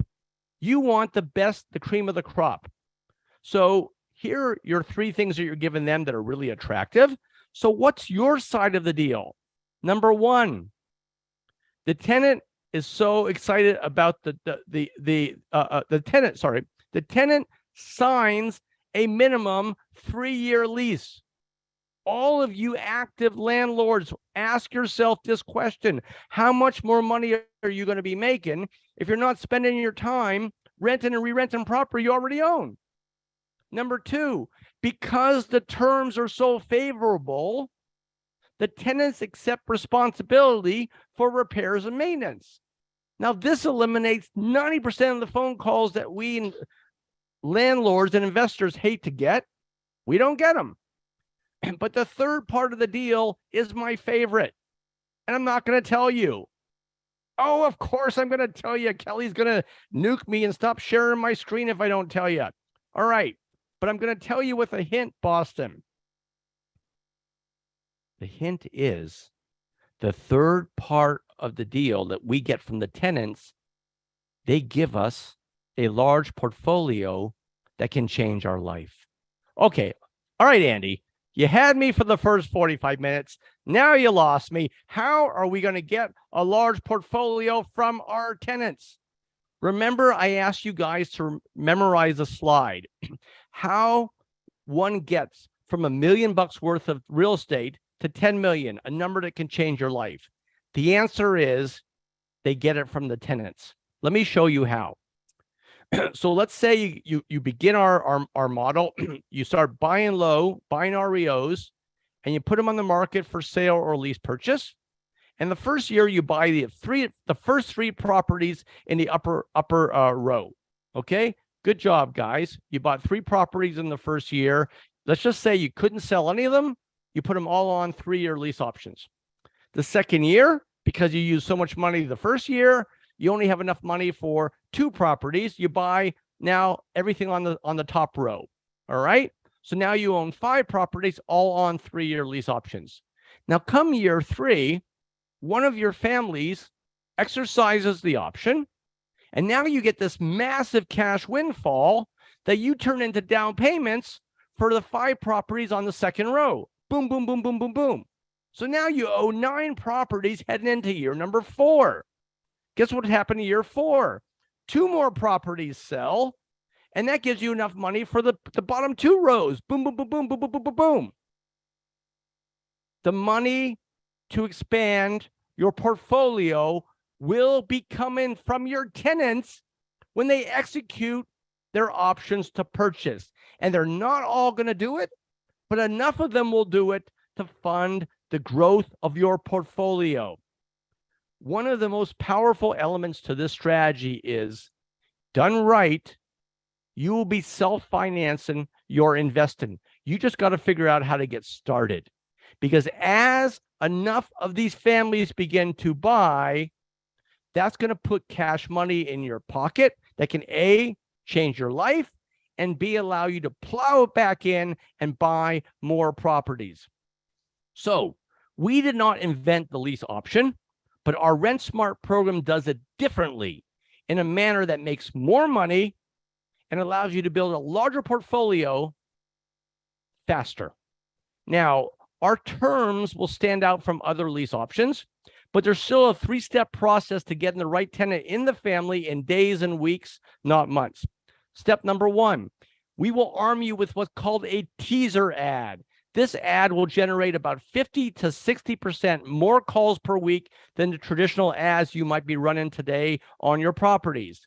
Number two, this is a filter-in product that helps you to identify and to get the right families who are calling on your ads into your properties. All right.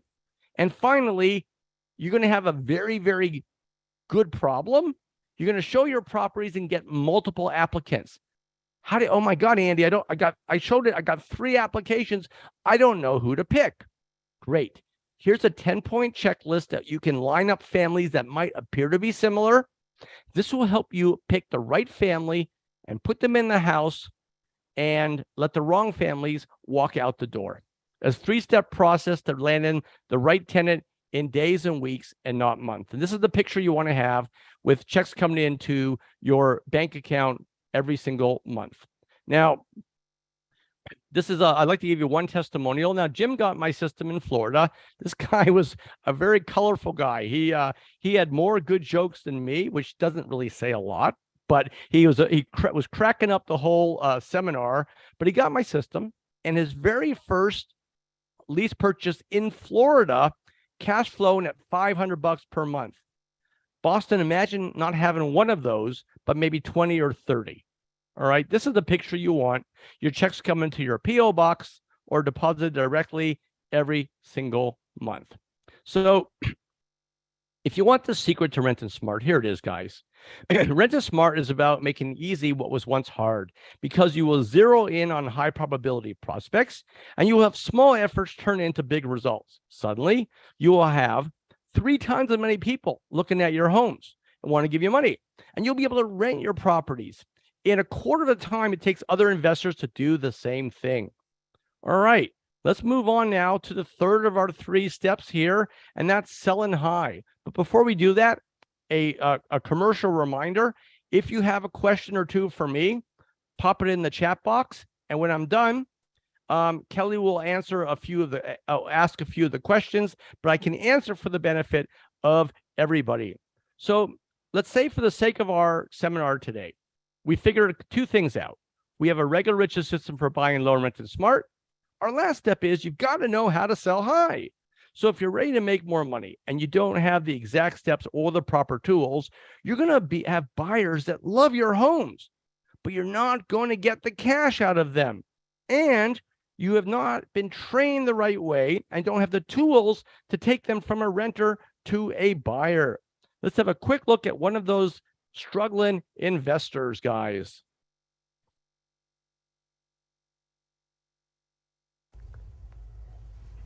I am so excited. I got that property below market. I should be able to flip it, walk away with $60,000, $70,000 of profit. Going to get myself that new car. Going to get Stephanie a new car. I'm going to get Lily that swing set she's been dreaming about for her birthday. I love real estate. I'm not nervous. Just 1 month, no offers, no big deal. Just going to lower the price a bit. I'll tell Stephanie she's not going to get that car, and we'll sell the house. Okay. 2 months, no offers. I don't understand it. I'm getting a little bit nervous, but just reduce the price a little bit and we'll move the house. 3 months, not one offer. I didn't get a lowball offer. Okay, I'm not stressed out. We'll lower the price further.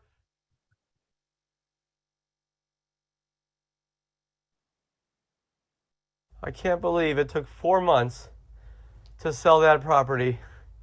I didn't even make enough money to get Lily that swing set for her birthday. Swing, Daddy, swing. Why didn't anybody ever teach me how to sell high?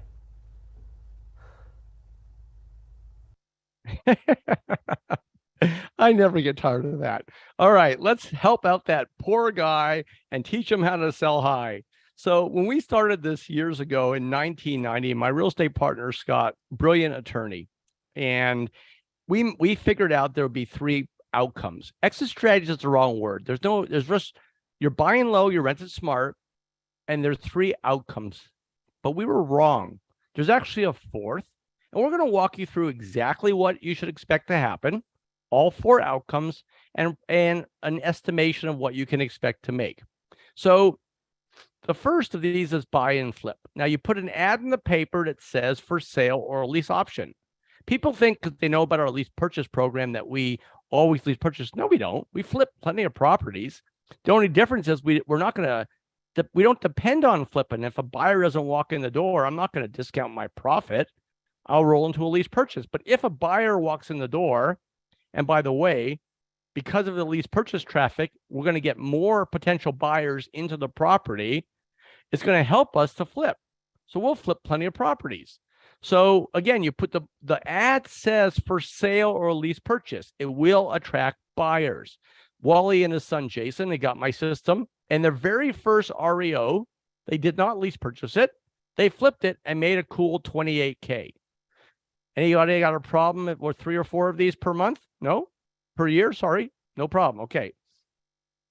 The next thing that can happen is you put it on the market, you lease purchase it, and the original family buys. All right.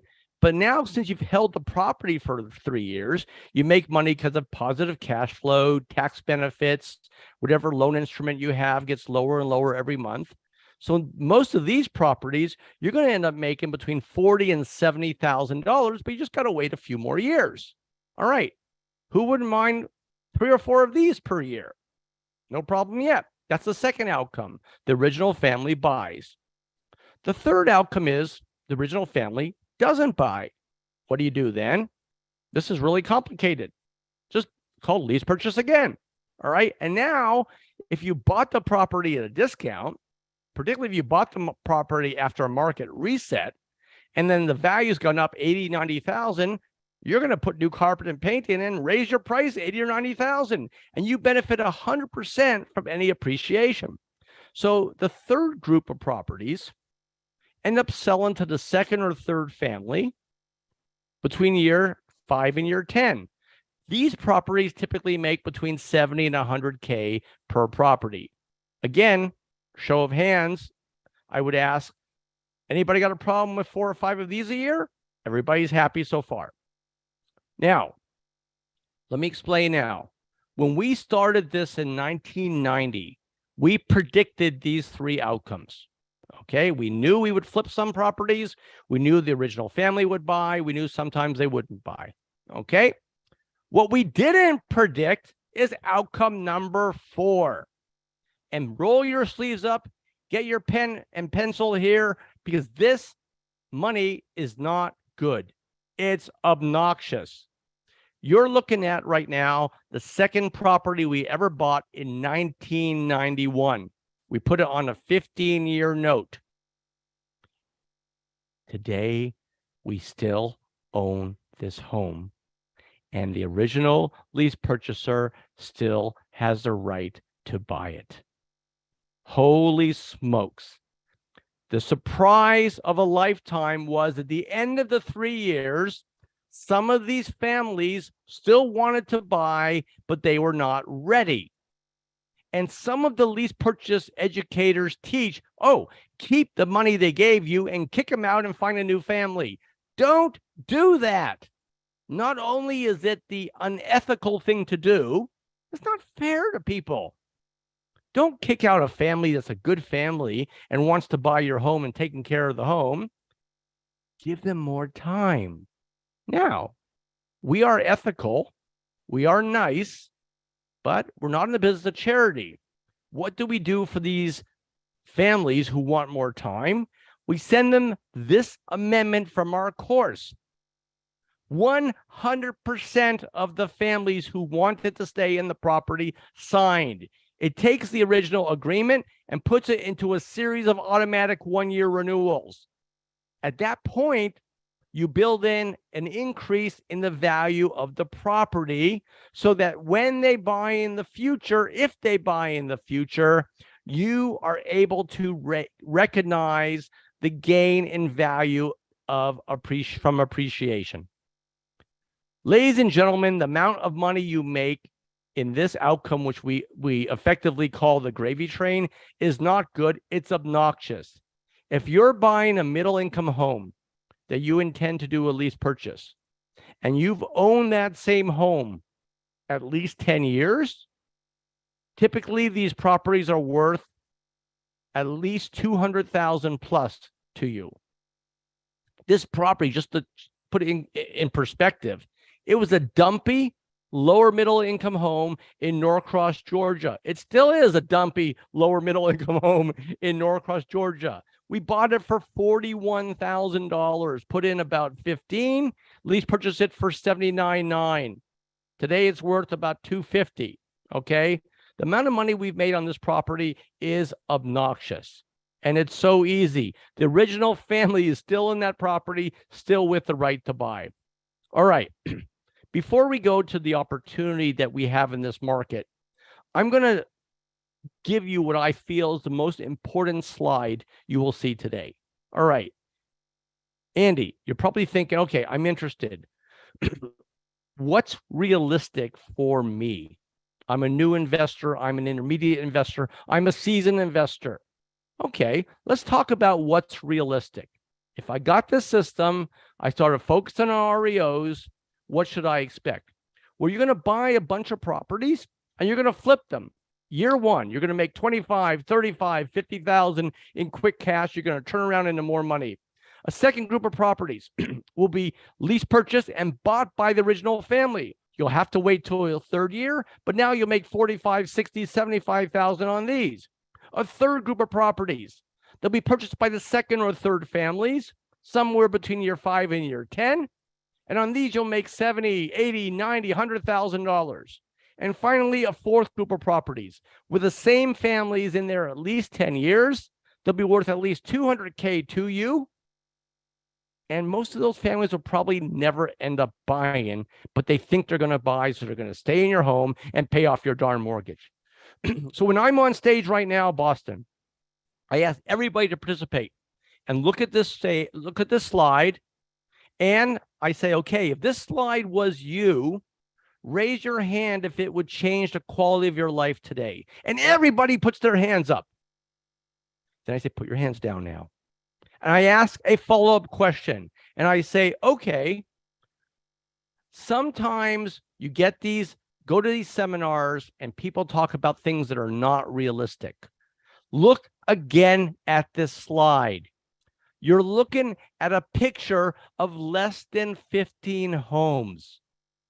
Put that into context. That are 3 to 5 properties per year for 3 to 5 years. Then I say, raise your hand if you feel that that's realistic and you can do that. And again, everybody raises their hands. This is not a lot of properties to make this kind of money, guys. It's just about having a good strategy and doing it right. And that's where I'm going to help. So if you change the way you sell, Boston, here's what you need to know. When you do it my way, it completely changes the entire selling experience for you and has the biggest impact on putting new dollars in your bank account. When you use it, you'll have an immediate edge in your marketplace. You'll sell your homes for top dollars while other investors are discounting. And you'll be able to get your cash out of more deals while other investors are equity rich and cash poor. Now let's move to what I was alluding to when I first started. What type of opportunity are we headed into right now? And why is my seminar so timely? Well, I want you guys to imagine the years 2007. We'll all go back in time. And some angel comes from the future and says, hey, Duncan, Kelly, Sarah, John, Paul, Peter, guess what? I'm from the future. And guess what's going to happen? Next year, the real estate bubble is going to burst. And the next 2 or 3 years, you're going to have a generational opportunity to buy property 40, 50% below market, but you got to do the following things today to get ready. Every one of you will do that. If you knew that person was from the future. Well, I'm not as cute as this angel, and I'm not from the future, but I am old, and I've been doing this since 1990, and there are patterns in the real estate market that occur from decade to decade. And when these markets reset, two things always happen. REOs spike and more people can't buy, so the demand for lease options increase. I don't teach one of these topics. I'm considered a leading expert in the country for both. Fortunes are going to be made by people who are ready to take action right now. So let's review this again. The perfect opportunity. We are seeing the signs right now of increase in delinquencies. That means that REOs are going to explode in the future. That means that the demand for lease options will increase and shatter records. If you prepare now, you're likely headed into a generational opportunity to make money in real estate. And that's why I'm here to help. What system teaches REOs and lease options? The buy low, rent smart, sell high model, which I've been teaching and has been recommended by Fortune magazine. I've been doing this since 1990 and teaching around the country since 2006. Now, this product, Investing Like Rich People, we'll talk about this a little later. This is a new product that we introduced and produced last year. This is the very first time I have this product physically, and we're offering it. There's two things that we cover in this product. Number one, we kind of update our model. Okay, what's new about buying low? What new tricks are there about renting smart? All right. The biggest part of this model, this product, talks about how to prepare before a reset to buy high volumes of properties in small periods of time. That's what rich people do, guys. It's not brilliant. They buy properties when the discounts are significant, and they sell when others are not buying, when are not buying discount properties. This is what we teach, and this is why right now this timing is so important. This new product is coming out at the perfect time. We are headed into a real estate reset, and for many of you, it will be a chance to buy properties at prices you'll never see again for years. All right, so what is the system that we're all talking about? First, I want to give you a word of encouragement from one of my favorite cheerleaders on the planet. But no, this one, the high, you can do it. That's right, boss, and you can do it. So let's talk about the system now. And again, when I'm done in about 10 minutes, we'll take your questions. So post your questions in the chat, and let's talk about our system now. First of all, guarantees. You get an unconditional guarantee of 7 days once you get the product, but I'm going to give you a second guarantee that is conditional. All right. The condition is you have to open the package and make offers and do lease options.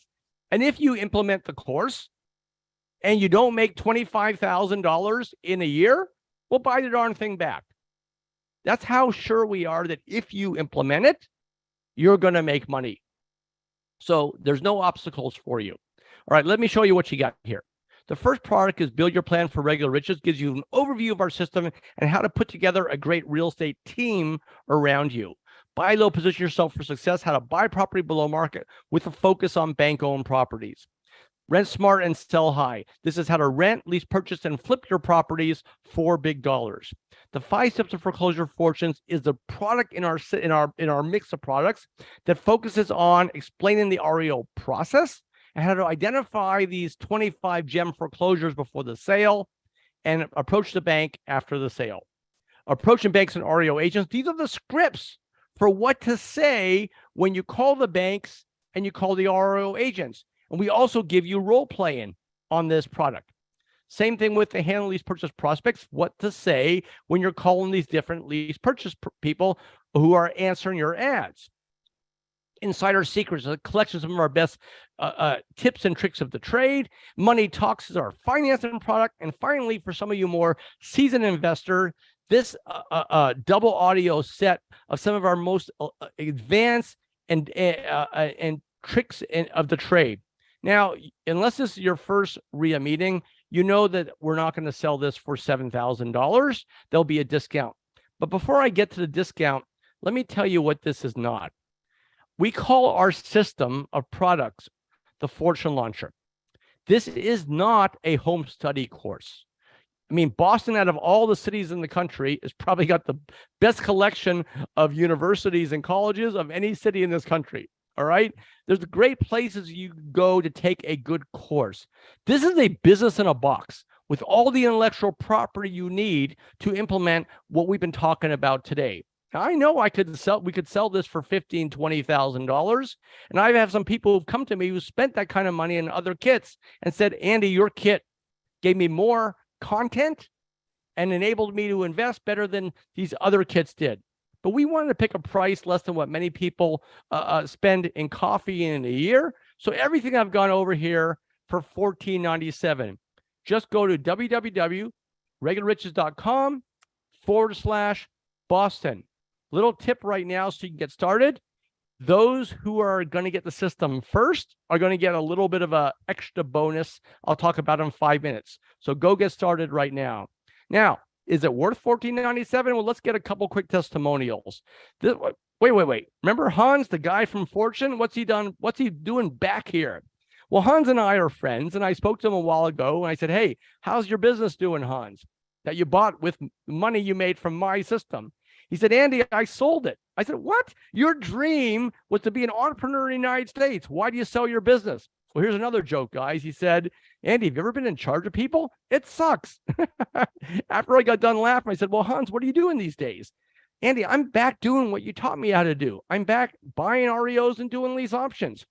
So this is a guy who had not done it for 10 years, went back into it. I said, well, how's it going? In 4 months, he flipped one property for 50. He flipped the second property for 58. I don't have a picture of his third property. He bought it $60,000 below market. He did not flip it. He's got it on a 3-year lease option. Who wouldn't mind $168,000 in only 4 months? This next testimonial I'm sharing with you because I just came from New Orleans where I taught in October. And this is a really special story. It was my 3rd time teaching in New Orleans. And I got an email from a guy named John. And John said, you probably don't remember me, but I got your course the first time you taught here. And I didn't get your course to make a ton of money with REOs. I got your course because I had a bunch of rental properties and I was bleeding money.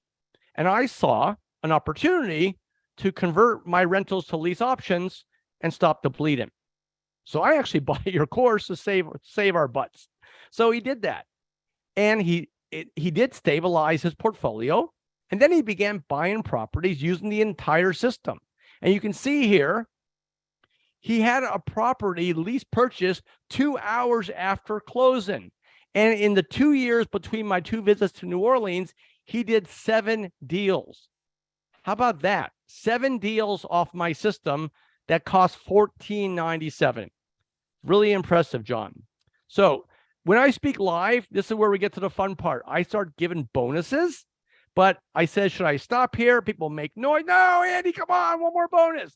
And I succumb and I give you a bonus. So because this is a webinar, I'm going to be both the educator and the audience. Okay, should I stop here? No, come on, Andy. Come on, one bonus. Okay. Easy, Boston. I'll give you a bonus. All right. A few years ago, we did a boot camp called Leap into Prosperity. And at this boot camp, we had people from, I think, 24, 25 different states. They spent thousands of dollars to come to this boot camp. Now, there was no selling at this boot camp. It was purely educational. We brought together all of these experts that people need to be successful to teach. One of the best compliments I ever got from a student was, Andy, I must have a dozen systems in my library. It wasn't until I came to Leap into Prosperity that I felt ready to invest. Well, Boston, I'm giving you 4 days of content. We recorded almost every segment of Leap into Prosperity. This bonus has pissing off a lot of people who flew in for this boot camp. I'm going to give it to you for free. And one of the products is me doing a full day seminar on how to implement this course and this model. Everything here for free. When you get the system, you'll get a welcome email tomorrow or Saturday with a link to attend this seminar, this boot camp virtually. Okay, should I stop there? Oh no, Andy, come on, one more. Okay, Boston. You will learn in the session when I take the questions. I know my topic. I know my topic inside and out. And a handful of years ago, I did a radio show called Regular Riches Radio. We recorded 20 of the best segments, and I would interview an expert and then take questions from other students implementing this model around the country. Again, we recorded some of the best sessions, and you can have all of this for free. All right, should I stop there? No, Andy, come on. I love these bonuses. More. All right. This next bonus will be given to the first 3 people. And Kelly, you can let me know where we are. The first 3 people who get our system or have got the system. And this is not a joke. I will send my business card with my email address and my cell phone with the course. Now, you may be wondering, Andy, how can you manage that? First of all, this is not my job, guys. I teach a couple times a month. I've got other businesses, and this is not mentoring, but this is me here to help you if you get stuck. You're calling a bank and it's just not working. Call me. I will help you. Email me. I will help you. This is not a joke. When here is Mac got my system in Charlotte. When I emailed you a question, you answered it promptly and then followed that email up with a phone call. Let me just say that's pretty much unheard of, but I truly appreciate it. I just got a text from Kelly. We are at 3 already. Okay, so I will do 2 more. 2 more. Go to regularriches.com/Boston. And I will include my business card for 2 more. All right. Should I do 1 more bonus? Come on, Andy. Yes. Come on. 1 more. We love these bonuses. All right. The Bilo calculator that I talked about earlier. This is the software where you type in 4 numbers and we tell you what is the ceiling price that you should pay. This product keeps you from making the biggest mistake investors make, and that's overpaying. You go to our website, you can get this for $19.95. I will include this software for free if you get the Fortune Launcher today. All right. Should I stop there, Kelly? No. 1 more bonus, just 1 more. Okay. This is the last bonus before we wrap up and take questions. Our brand new product, Investing Like Rich People, retails for $12.95. I will tell you, and I'm going to be very, very strong with this statement. This is the most powerful product you can get today because it's about preparing right now before the real estate resets so you can be in a position to buy 30, 40 properties a year when the discounts are maximized, not 2 or 3. One of the guests on this product was the VP of auction.com, who has a segment where he analyzes the Great Recession and how to prepare for that. Duncan said, Andy, you're kicking off 2023. You've spoken for Boston before, but we see what's happening. I want you to do something special. If you get my system right now, Boston, we will include Investing Like Rich People Do for free. Go to www.regularriches.com/Boston. As we wrap up and before we take questions, I got a text from Kelly. All right, we're at 6 already. All right. If you get my system right now, I will include my business card to everybody from Boston RIA, members or guests. So let's wrap up our thoughts today, and then I'll take a few questions before Duncan pulls the plug on me. All right. You guys got 3 choices. 1, you can do nothing. You would not be attending this meeting and this seminar if that was your plan. Number two, sadly, I always meet some students that are really engaged and I love your model. It makes sense, Andy. I see what's going to happen with REOs. I see what's going to happen with these options, but I just don't, I'm going to try and do it myself. I'll tell you right now, you don't have a small chance. You have no chance. You don't have the intellectual property. You don't have the scripts for calling the banks. You don't have the legal agreements. You cannot do this without the Fortune Launcher. Or number three, you can let me help you. I have students all over the country. I've been teaching since 2006. Buying low, rented smart, selling high. Let me help you. Go to www.regularriches.com/Boston. Before I take questions, and Kelly and Duncan, if you could filter a few really good questions for everybody. I want everybody to do something really powerful right now. I want you to, I read a book years ago called The Celestine Prophecy, which to me is one of the most amazing books one can read. The basic gist of this book is that in life, we come to certain inflection points. The decision we make at that time changes the rest of our life. The problem is very often we don't realize we're at that point. A great example is you go to a bar in Boston and you see this really a pretty young lady. You got two choices.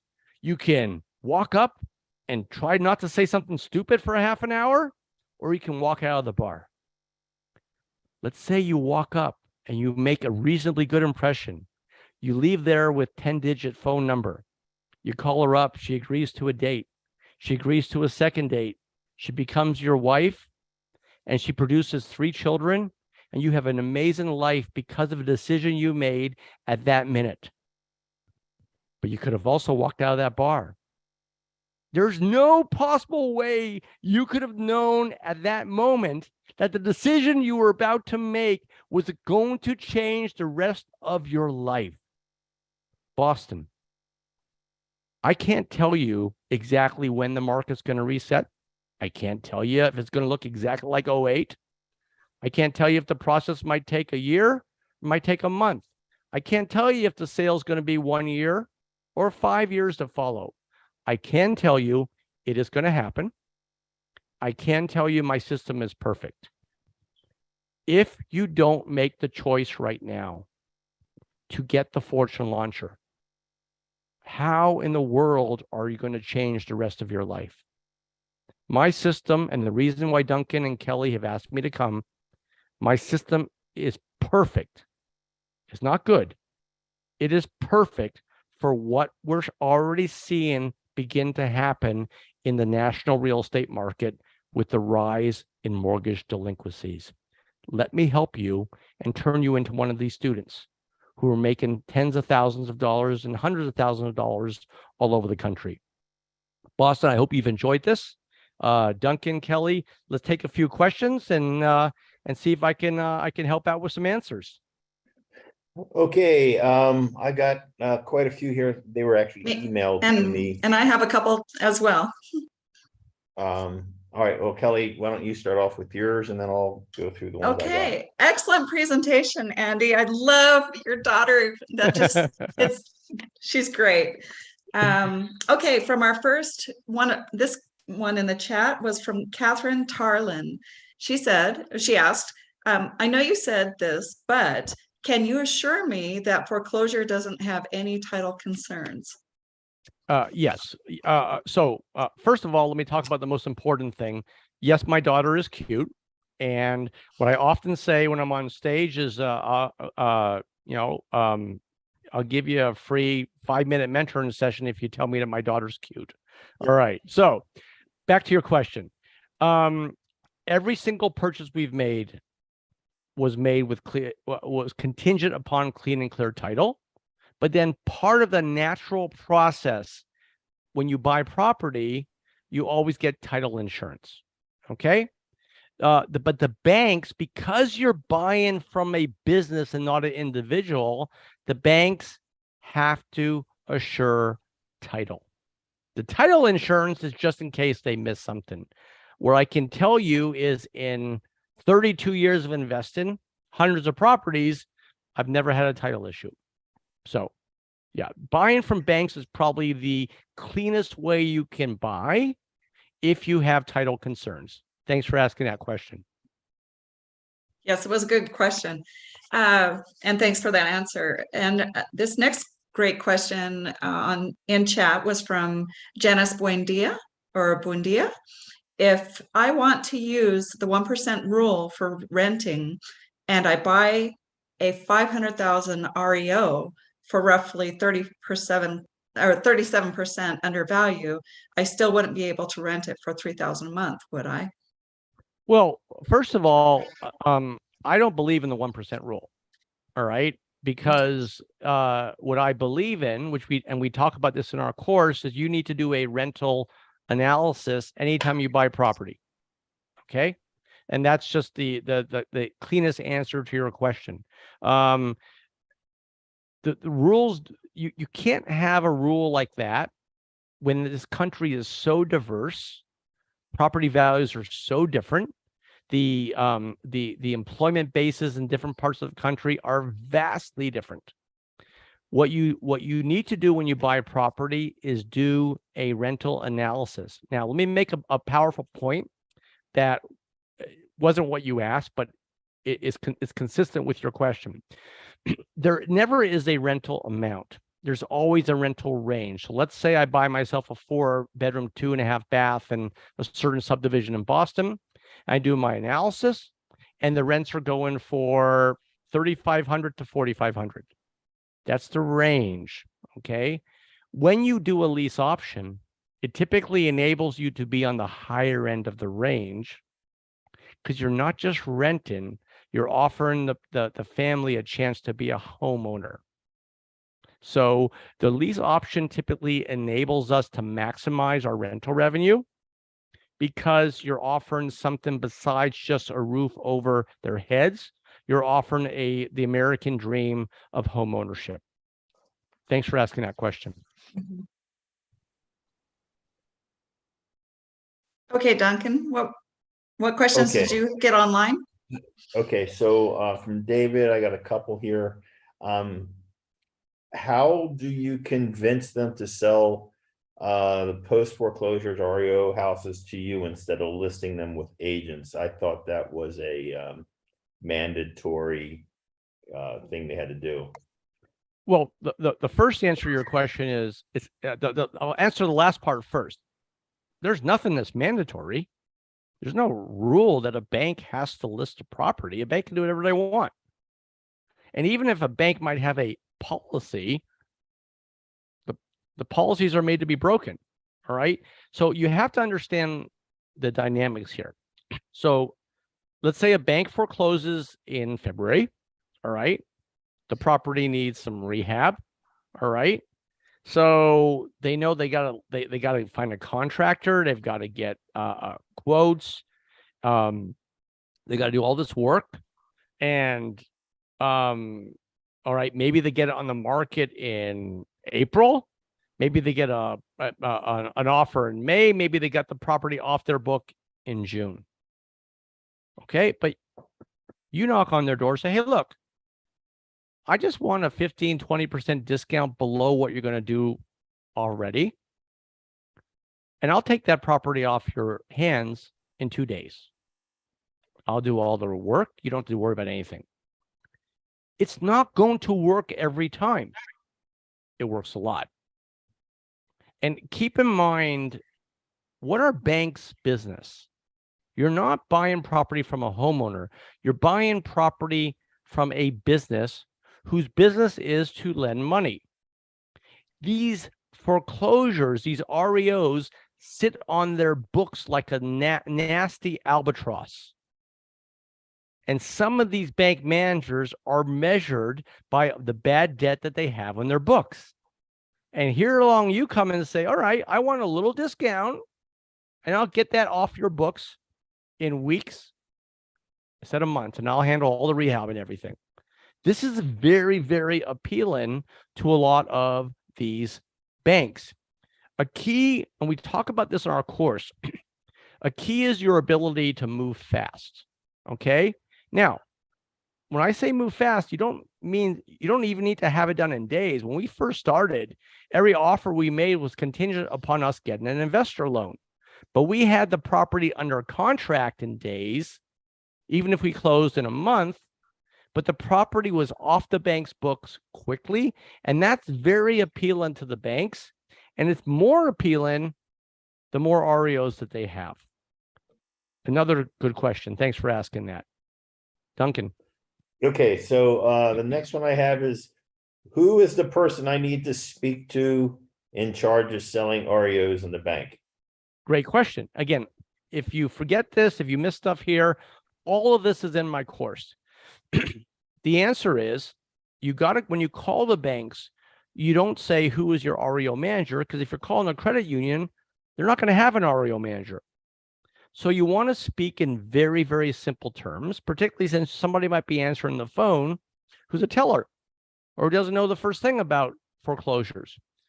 And you start with, who at this bank is in charge of selling your foreclosures?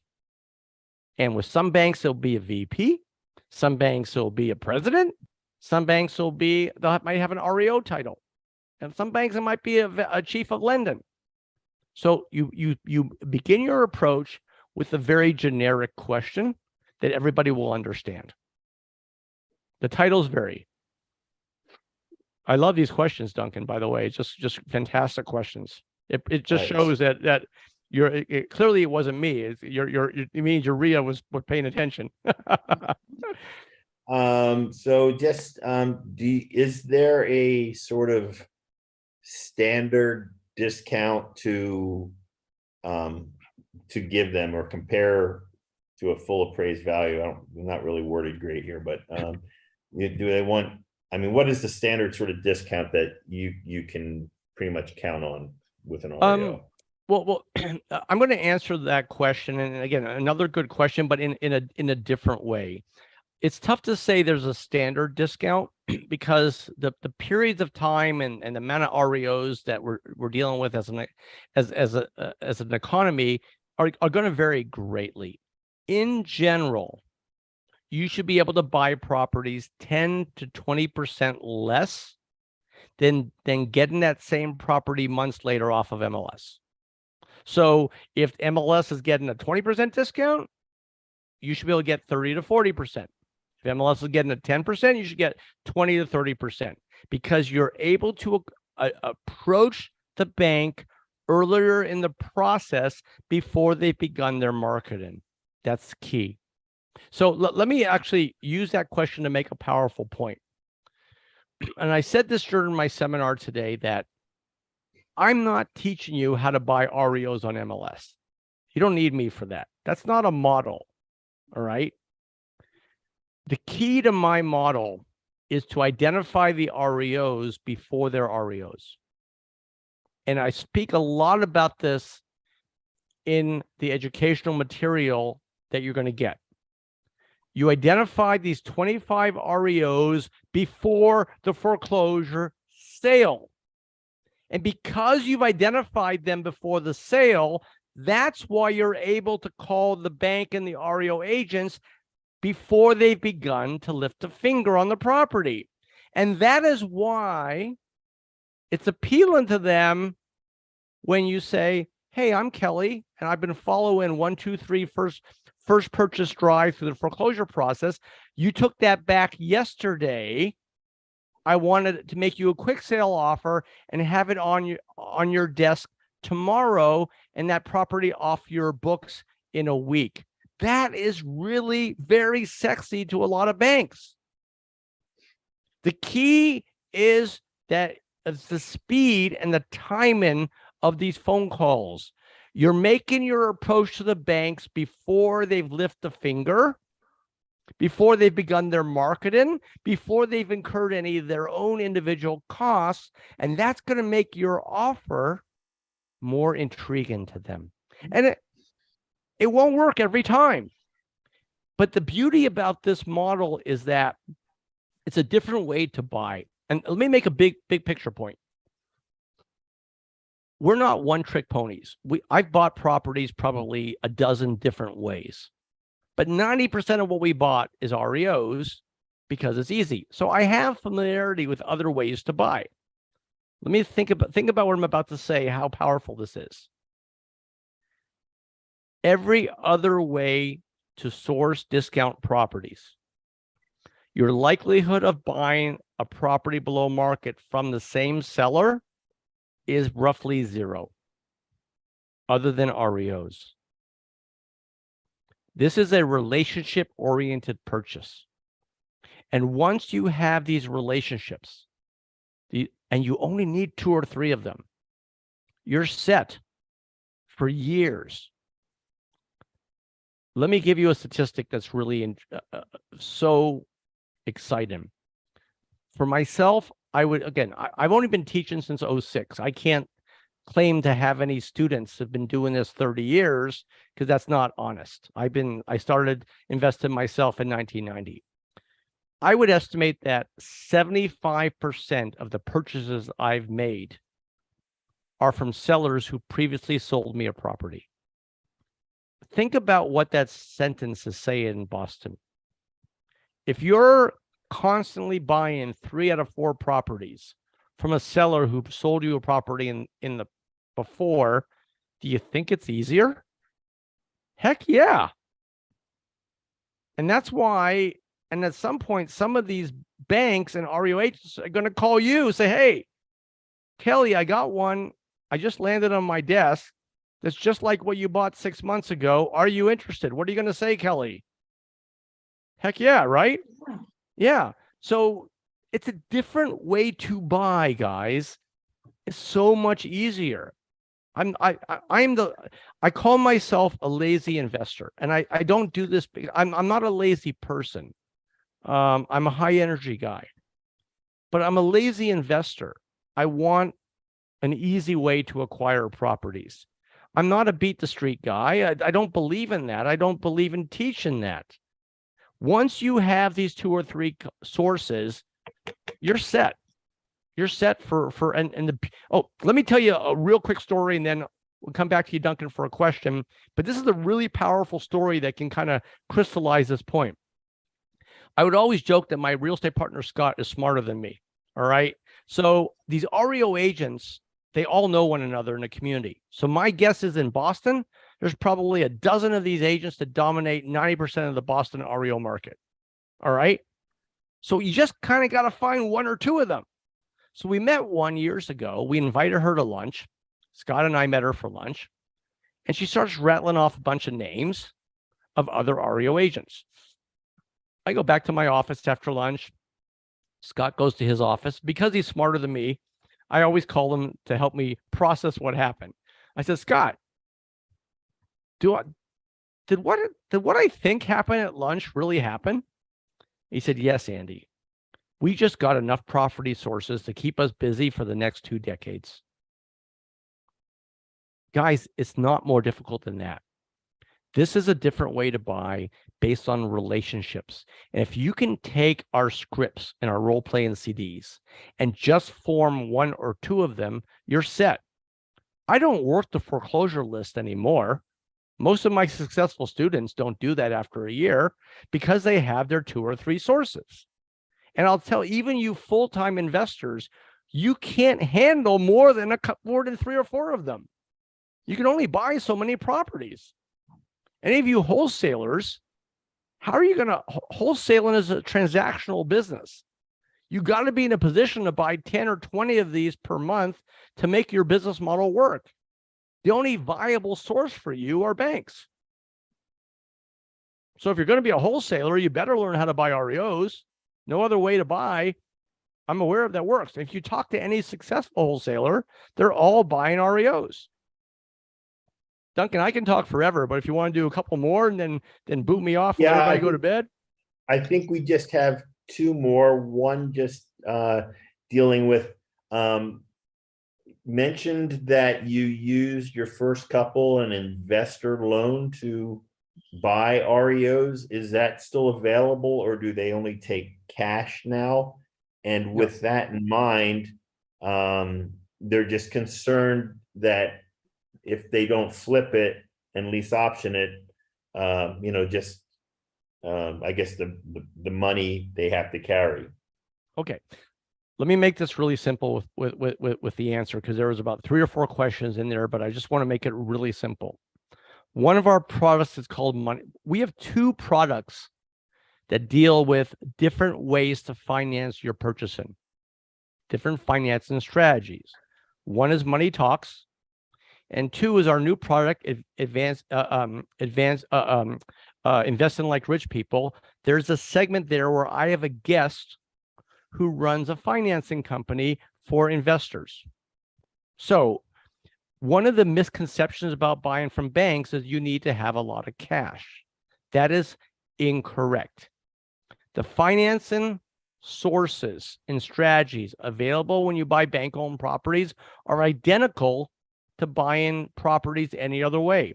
We have students who fund their purchases with private money. We have students who use hard money. We have students who use, some of them have used homeowner loans. They move in for a few months, then they move out. And to your question, investor loans, there is always an investor loan market. It's a subset of the lending market that caters to investors. Always. The parameters and types of loans will change from time to time. For example, a handful of years ago, there was an investor loan product that we use many, many times over and over again, that you could use up to 10 of these loans per investor. So between my partner and I, that allowed us to use 20 of these loans. A handful of years later, that same loan product was there, but the parameters changed to 4. And again, this is just one funding source. So the investor loan market is a subset of the lending market, where there are lending products available just for investors. And we go into great detail in our Fortune Launcher on how to find a mortgage broker who has these types of loans. Again, thank you for that question too. Okay, I got 2 more, Andy, then we'll cut it off. Duncan, Angela. sorry. Also, I have 2, and I know Sarah has one as well. So, Okay, I was reading the ones here from Angela and James. oh, okay. Yeah, I've got one from Angela on the percentage Okay, rate. so Okay. what percentage of the rent would be applied against the purchase price for the tenant at the end of 3 years using a lease option? We recommend, again, what we give you, Angela, is a structure. You can change our structure if you want. We don't recommend you do it because it's worked very well. We recommend 10%, but only for the first 3 years. So if a family goes into a renewal period, the money they have is frozen and it stays there, but we don't keep applying rent. So it's only for the first 3 years and only 10%. It's a lot of money to them. It's not a lot of money to you. And then how do you purchase more than the set amount of properties in your own name you are allowed to have? Again, very deep question. Thanks for asking it. What I can say right now, and there are a number of strategies out there. Okay. Some use one of the financing a strategy we talk about in Money Talks is enlisting a credit partner, somebody to be your partner for credit only, and they have a small ownership share. So there's a number of different ways to do this. But yeah, once you get past a certain level, you got to get a little bit more creative. But like I like to say when I'm on stages, that's a darn good problem to have, guys. And if you've built up a sizable portfolio and you've done it right, you've also got equity. And that equity that you have in some of your properties are also going to give you some options. Okay. Examples, what we've done in the past is we've actually paid off the loans on some of our other properties with money we had already made to reduce the number of loans we had. Okay. And that in turn increases the cash flow. So this is the problem you're talking about that typically kicks in a number of years down the road, but there are solutions there. Okay, and then I just want to just be clear here on the one thing, because Navi says, look, she's going to purchase tomorrow, not today, and she wanted to ensure that she would get your information. And I know you said limited, Yeah. but I said I just said to anybody who purchases, I'm going to ensure that they get your personal email and phone number, and if you'll just confirm that for me. I will confirm that for you, Navi, and for all the rest of you. And I'll say one more thing to that point, Duncan. People sometimes don't believe that offer. It's my cell phone. It's my business card. All right. And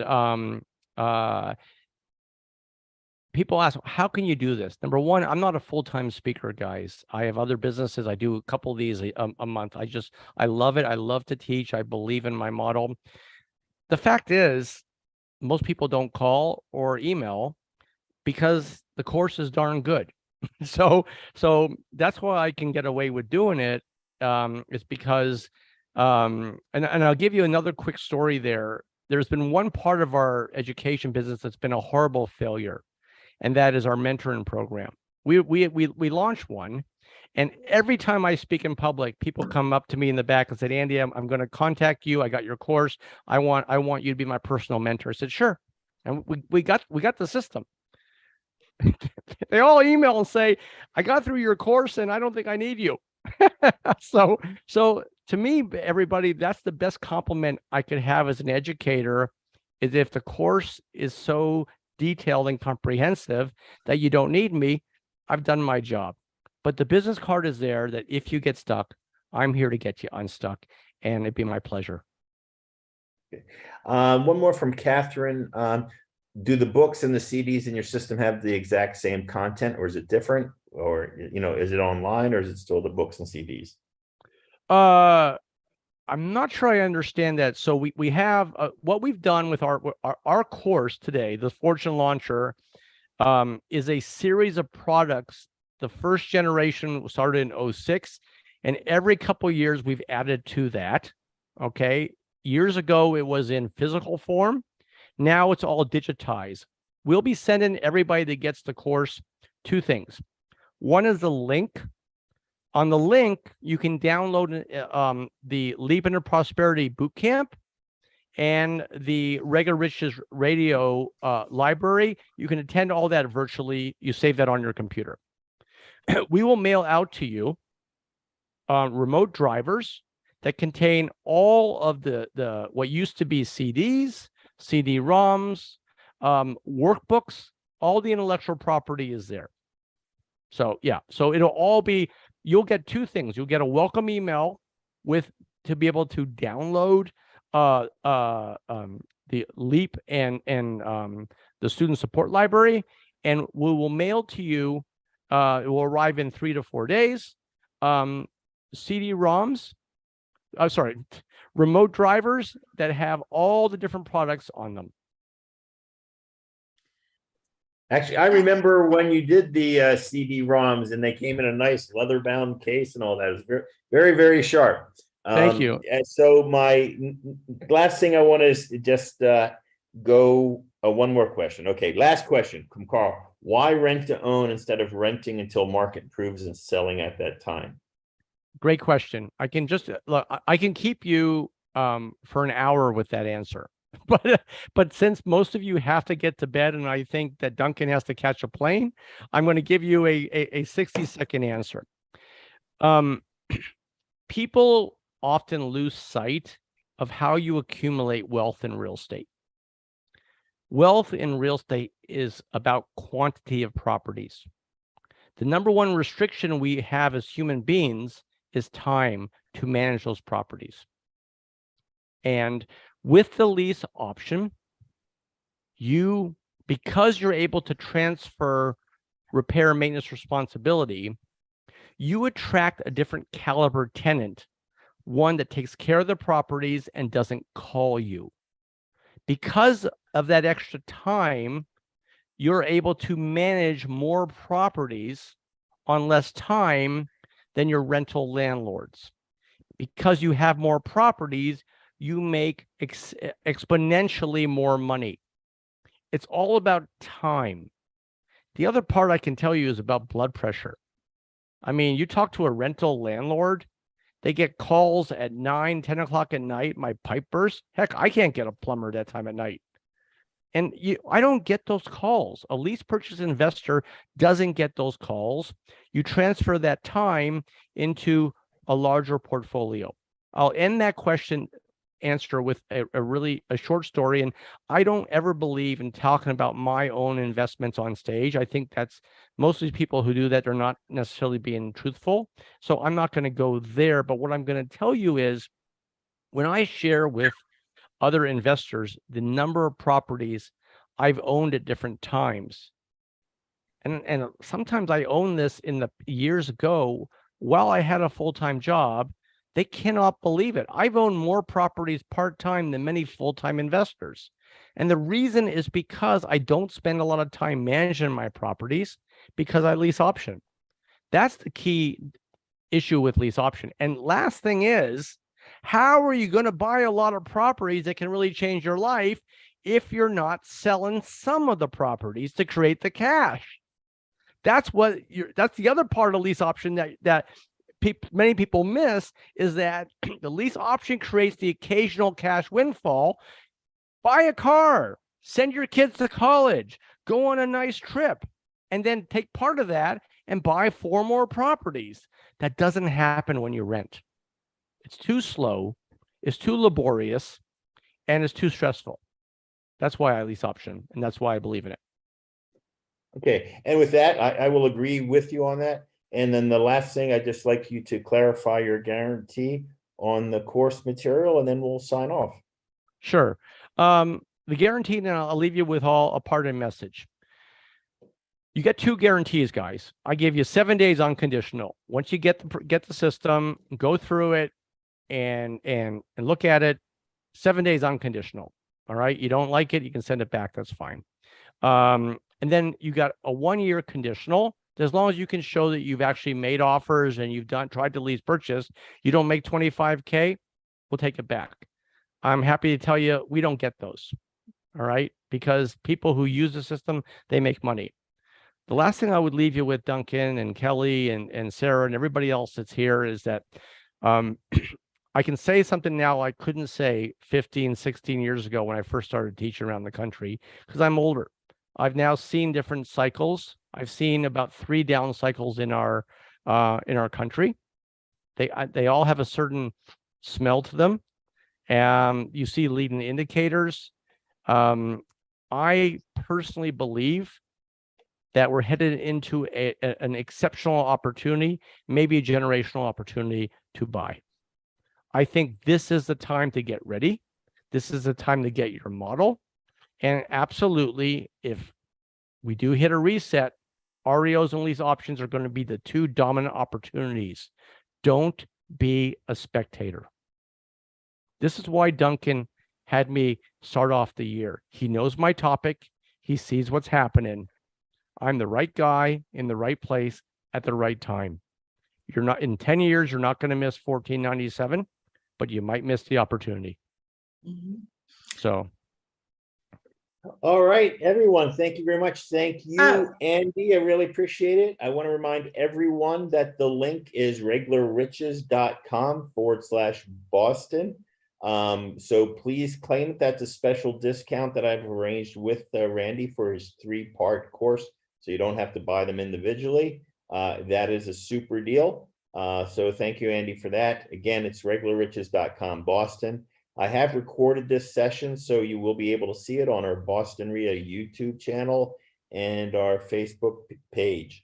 The link will be left up for a couple days, so please don't miss the opportunity to get the discount. Of course, Andy said I can't keep publishing that link, for the whole year. So, time is of the essence. Get rewarded, take fast action. This is a new year, guys. Let's make it a no-brainer and go after where we see the markets going. Again, Andy, thank you very much.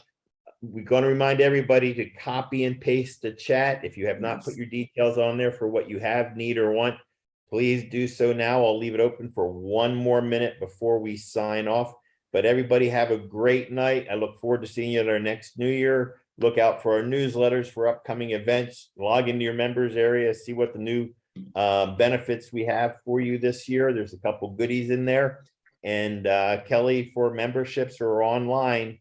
So please copy and paste that chat to grab all that information.